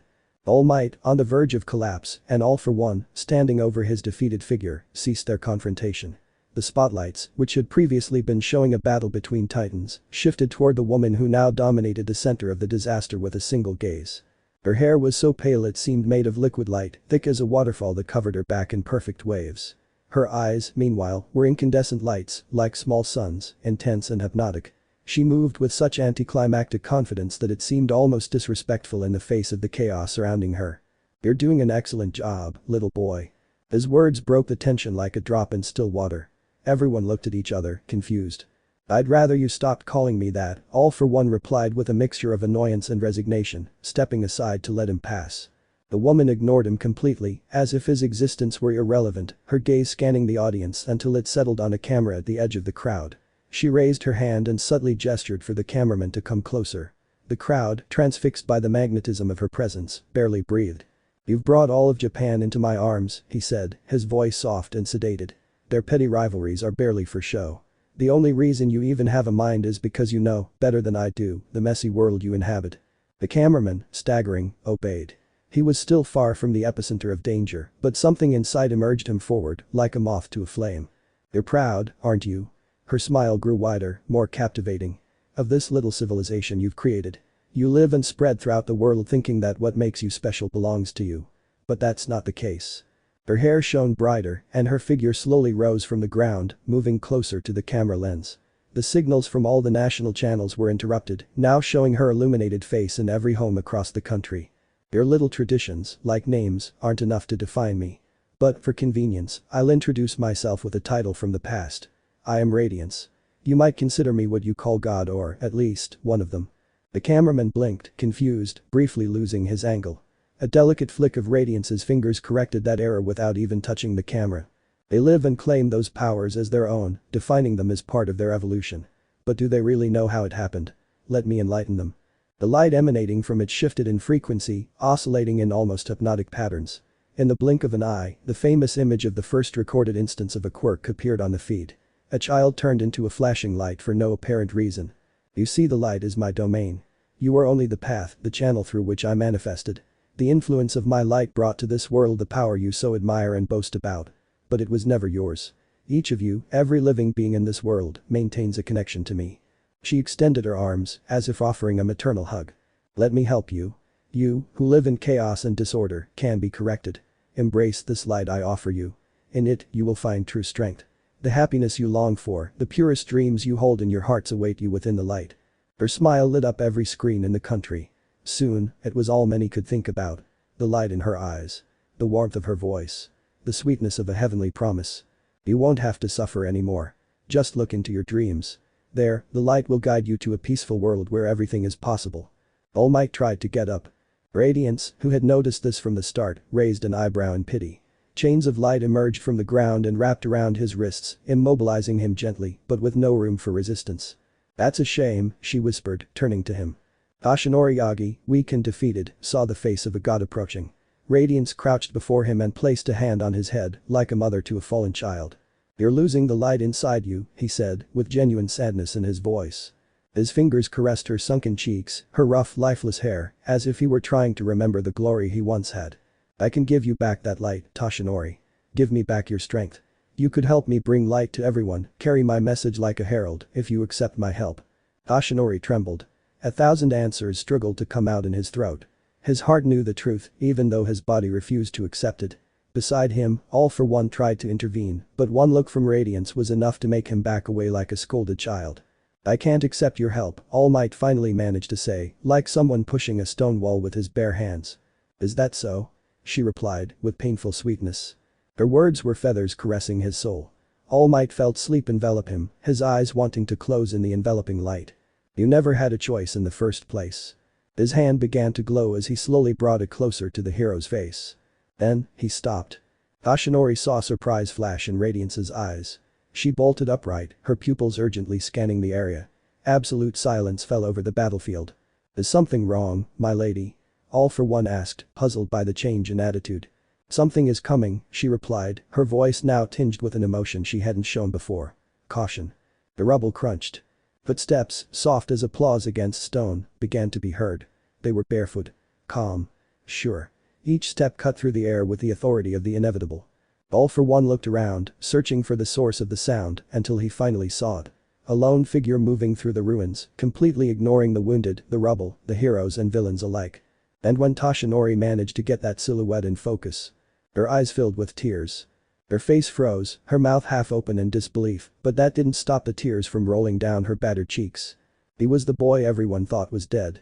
The last line at the bottom of a newspaper page. The news that only gained notoriety for the collateral damage to the UA's reputation. Hikari stood with a worn blue cloak covering him completely. His already delicate figure seemed even paler than before, as if death hadn't fully released him. His thin body had the fragility of a well-preserved corpse. His distinctive white horns, smooth as ivory, peeked out from between the silver hair that fell across his face like a curtain of mist. His expression wasn't entirely distinguishable, but even from a distance, something inhuman about him was discernible. And yet, seeing the boy again, standing and breathing, if he was still breathing, brought a strange relief, even amid the general confusion. Radiance looked down at him from on high, her eyes blazing, sharp as a hunting owl's. For a moment, her facade of divine serenity cracked. How is it possible, she whispered, her bewilderment echoing like a crack in perfect glass. His voice, barely a whisper, was enough for both the hero and the villain present to turn toward the boy. You said you got rid of him. He snapped, this time harshly. All for one immediately fell to his knees, as if struck by an invisible bolt of lightning. I had assigned someone for that task. We gave him all the necessary information. Our agent must have deceived us, he stammered. The voice, once a symbol of terror in Japan, now sounded cowardly, desperate, and small. Kneeling before Radiance's divine beauty, he no longer seemed like an evil lord, but a mere fearful servant. Radiance was preparing to unleash a cruel taunt on the boy when the white hair covering his face shifted and she saw his eyes. Black. Empty. So dark they absorbed the light around them like a bottomless abyss. And then he knew. That wasn't the same boy as before. He was no longer an innocent soul-playing hero. He was a vessel. A receptacle. A hollow presence that now had a purpose. The Pale King, even in death, continued to interfere with their plans. How had he done it? How had he caused another vessel to manifest on this plane? Pure vessels have no mind, no soul, no heart. They have no voice. That's why that child hadn't been a real threat in the past. He was just another pebble in their path, a minor imperfection. But now, that empty stare pierced her. The purpose had been engraved in the flesh and the void. And he was in front of her again. Kid, Radiance said, her voice now drained of all sweetness. Finish him off. All for one stood up, obeying without question. As you command, my lady. All Might broke free from his bonds, his body swelling into its muscular form, and stood in front of her with his arms wide open. I won't let you hurt him. He roared with conviction. Do you think that boy is still the one you knew? Radiance's voice was a sad, almost compassionate melody. The boy you knew died, for real. That thing is just using his body. All Might looked at the boy, confused, incredulous. Hikari walked past him without a word, as if the former hero were just another piece of furniture in the landscape. Her bare feet pounded the concrete with a cadence reminiscent of a war drum. They left no footprint, no dirt, no trace. It was as if the world itself refused to touch him. The symbol of peace extended a hand, placing it on her shoulder. This isn't your fight, kid, he said calmly. I understand you want to help, but I can't put you at risk again. The boy turned slowly. All Might immediately let go of his shoulder.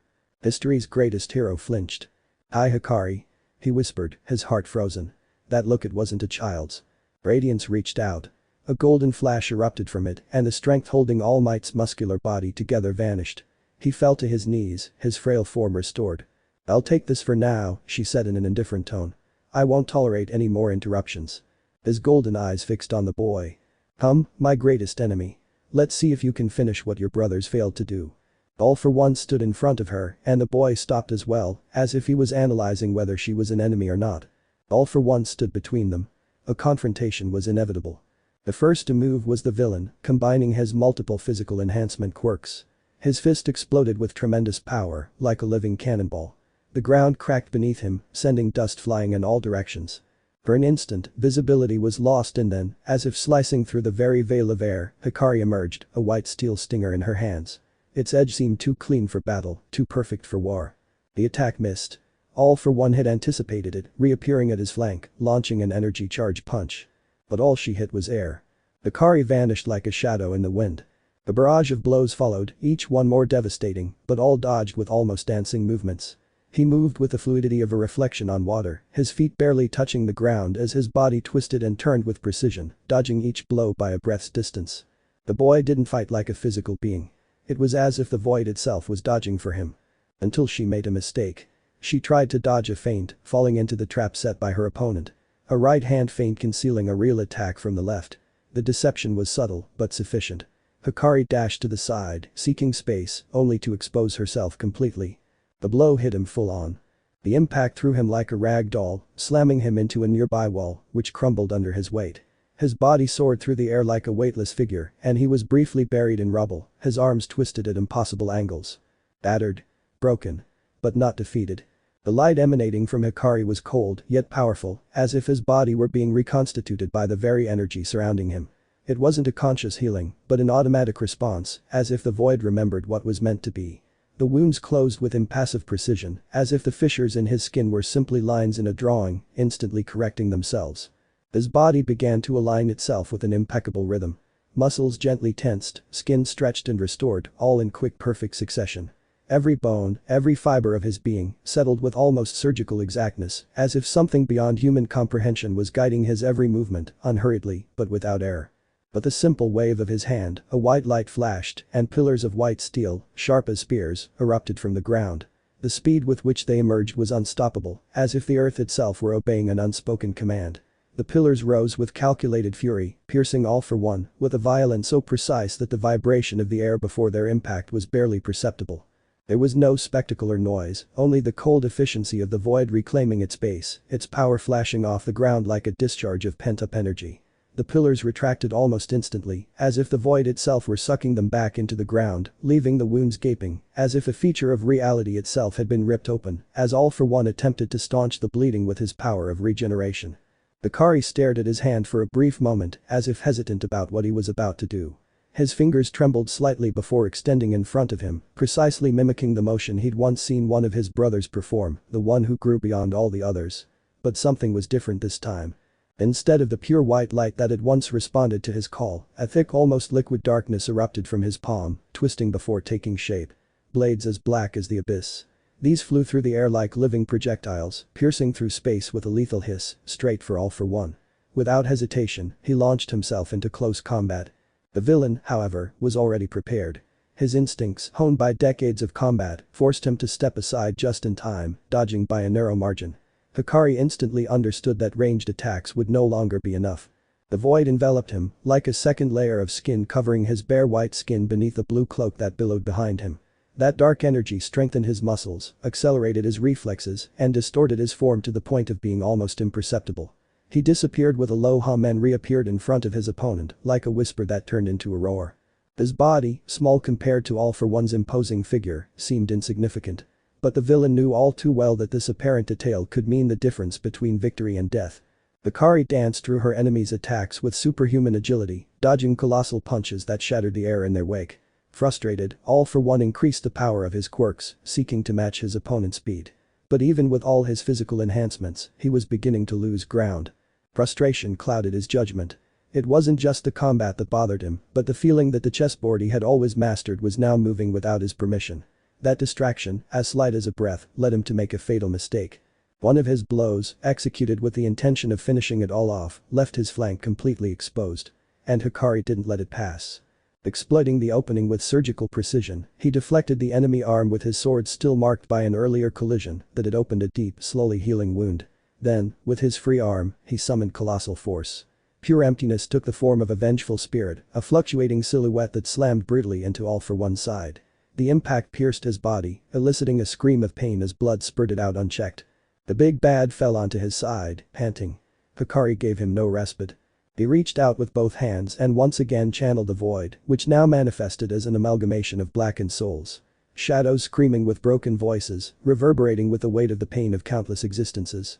They swarmed over All for One's wounded body, enveloping him, tearing at his flesh and leaving his skin charred and ground, as if hell itself had opened a chasm above him. Radiance watched the scene with calculating attention. There was no compassion in her gaze, not a hint of regret. For her, this moment wasn't closure but an opportunity. Wasting no time, she adjusted the camera, which was still broadcasting live, and aimed it precisely at Hikari. The world was meant to see. But not just an end but a threat. Making sure to capture every angle, every shadow cast by the young man's figure, he focused the lens just as Hikari stood next to All for One's defeated body. In his eyes, that image wasn't that of a hero at the culmination of a fair fight. No. It was the perfect image of the executioner. The ideal tool to sow doubt. Fear. Rejection. Hikari's expression was impassive, battle-hardened, her lips pursed, and her eyes dull. A stone mask. The kind of face that could inspire as many interpretations as there were fears in the crowd. The camera didn't stray for a moment as he raised his sword with both hands. Everything was calculated. The light falling from an angle that silhouetted him against the smoky background, the cape billowing like that of a mythical tyrant, and the brutal contrast between his youth and the violence of the scene. "Don't do it." All Might shouted from off-screen, his broken voice echoing like the last vestige of humanity in a broadcast tinged with tragedy. But it was too late. With a precise and vicious movement, Hikari swung her sword. The whizzing sound of the blade slicing through the air was like a final judgment. All for One's head rolled onto the ground, separated from his body, which crumpled to the ground like a fallen titan. The ensuing silence was absolute. Not out of respect, but out of shock. And Radiance knew it. He conveyed that moment without filters, without context, without showing the struggle, the exhaustion, or the desperation that preceded it. Only the coldness of the final act. The world didn't see justice. It saw execution. It saw a young man surrounded by darkness, rising over the corpse of All Might's most feared villain, society's symbol of strength and hope. And so, with each second of footage aired, Radiance began to paint a new narrative. Not that of the hero who saved the world, but that of the monster who could be the next enemy. Hikari stared at the lifeless body on the ground. The thick blood seeped through the cracks in the concrete, as if the world were trying to absorb the remains of the greatest villain in its history. Without changing his expression, he stepped back with unnatural calm and focused his attention on the radiant woman who, until a moment ago, had smiled next to the camera like a goddess showing the world her work. As Hikari lunged, Radiance destroyed the camera with a single sharp gesture, the glass shattering into thousands of shards of light before going out completely.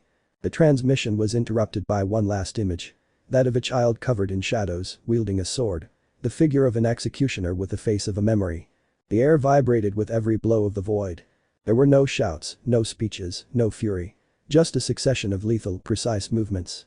The black blades ripped through the distance like sharp thoughts, soundless and emotionless, directed with the precision of a soulless clock. Radiance no longer floated gracefully. She dodged. She defended. And, most importantly, she moved away. For the first time since he revealed himself to the world, he was no longer the center of attention. He no longer commanded everyone's attention. He was the target. All Might, still standing, awkwardly extended his arm. His voice broke the silence, laden with something deeper than pain. The fear of a mentor who doesn't understand what his student has become. Hikari. Stop it. But Hikari didn't hear him. She didn't look at him. She didn't even seem to notice his presence. It was as if All Might had ceased to exist in that being's perception. As if his words were the echo of a world too far away. The void around him pulsed with a life of its own, growing denser and older with every second. Radiance descended a meter. The sheen of her cloak cracked like porcelain under pressure. She didn't scream. She showed no fear. She was just thinking. Fast. His one serene golden eyes settled upon All for One's mangled corpse. A soft line of light enveloped the body, elevating it as if it were still worth something. Not out of mercy. Not out of mourning. But for utility. Momo arrived just at that moment. He'd been running non-stop ever since he left his teammates in Bakugo's care. His body was shaking, covered in dust and sweat. But it was his soul that broke at the sight. And when his eyes met Hikari's. Hikari, he whispered, his voice so fragile that the wind almost stole it. She saw him from behind. Motionless. Holding a sword that seemed to breathe with him. He didn't turn around. He didn't flinch. He didn't react. It was like looking at a statue carved in shadow. Radiance looked up one last time. The void closed around her like a noose. He said nothing. He didn't explain. He didn't threaten. He just left. A flash of white and gold. A final contained flash. No ceremony. No goodbyes. Only absence. All Might lowered his arms. Not because I felt relief. But because he no longer knew who he was trying to protect. Momo didn't know what to do. The air weighed like lead in her lungs. Her legs were no longer responding. And Hikari. It was still there. Standing amid the smoldering remains of the city. The torn blue cloak floating like a nationless flag. The sword dripping with shadow, as if he hadn't finished fighting. He didn't look at her. He didn't look at anyone. He was the only being left standing in the final scene. Silent. Unchangeable. Like the echo of something that should never have returned. Moments before. Momo was running. Not by a mission, not by a plan. Not by strategy. She ran because her chest ached. Because something inside her, something that had always obeyed logic, screamed that she had to arrive. That she couldn't stay behind. She'd left Bakugo with the others, unconscious but alive. Iida tried to stop her, Todoroki called out to her. But her legs wouldn't stop. And then, it arrived. The air tasted of ash. The city wasn't a city. It was a corpse of metal and concrete. His boots dug into the broken ground. He brought a hand to his chest, his heart pounding. But not from exertion. It was because of what he saw. All Might, hunched over, panting. Radiance, floating like a sick sun, the light around it fractured. And him. Hikari. Standing over All for One's lifeless body, his cape flapped, torn and dirty. White hair covered part of his face. His horn still made him unmistakable. She didn't scream. I couldn't. The emptiness that surrounded him silenced everything. But he was there. He was there. The sword in his hand seemed more alive than he was. His posture, motionless, as if he were no longer breathing. As if his body were moving without a soul inside. And then she saw him leap. Without warning. Without a word. Hikari surged forward like a blade slicing through the wind. Black blades exploded toward Radiance, who barely managed to block them. The waves of the void pushed her back. It was like watching the universe itself spit out an ancient force, defied by all logic. Momo couldn't move. She couldn't even blink. Radiance wasn't smiling anymore. She was defending herself. Barely. All Might stepped in, shouted her name, and held out his arms. Hikari didn't stop. He didn't even look at it. Momo felt something break. Not in the air. Not on the ground. Inside her. The boy she knew. The one who got nervous when she talked to him about history. The one who didn't care about his own safety that she watched over so much. The one who once dared to give her a broken flower on a random day, as if he didn't know he could create a perfect one in seconds. I had accepted it. That was the worst part. For weeks, Momo Yaoirozu had told herself with dried tears and a voice trained in logic that Hikari was dead. But the boy with the serious, silent gaze would never return. And he had cried. Not loudly. Not loudly. But with his chest pressed against the pillow and his hands planted on the sheets so as not to break down in front of the others. I had let him go. She'd walked the halls of UA without looking at the empty door next to hers. She'd endured the encouraging words that he'd be proud from those who didn't know how much it hurt. She'd survived the void he left. And she'd promised herself she'd keep going. For him. And now, there it was. Standing up. Not as a miracle, nor as a return. But as an echo. The figure stood in the midst of the disaster, surrounded by death, his blue cloak in tatters, and his sword still dripping with blood. She saw him before anyone even mentioned his name. She recognized him in his bones, before she recognized him in his eyes. "Hi Hikari," he whispered unconsciously. The word fell to the ground like broken glass. And there was no response. He didn't turn around. He didn't flinch. He didn't even seem to hear her. The body was there, but the life that once filled it no longer inhabited it. The emptiness that surrounded him was not just physical. He himself was the void. And Momo felt like dying for the second time. Because that was the real cruelty. Not that he had died. But that he had returned like this. In front of her, All Might stood in the way. Radiance retreated, wounded by more than just the void. But Momo couldn't see the battle. I only saw him. She remembered his calm voice. The way he tilted his head when he didn't understand something, but didn't want to interrupt either. She remembered the first notebook they shared. She remembered when he worried because she was training alone late. She remembered when he told her he wanted to be a hero, but never explained why. All that was dead. I had gotten over it. I had buried it. I had mourned it. So why did it hurt more now? Because seeing him alive and not recognizing him was worse than any grave. And he knew it with unspeakable pain. The real funeral was that moment.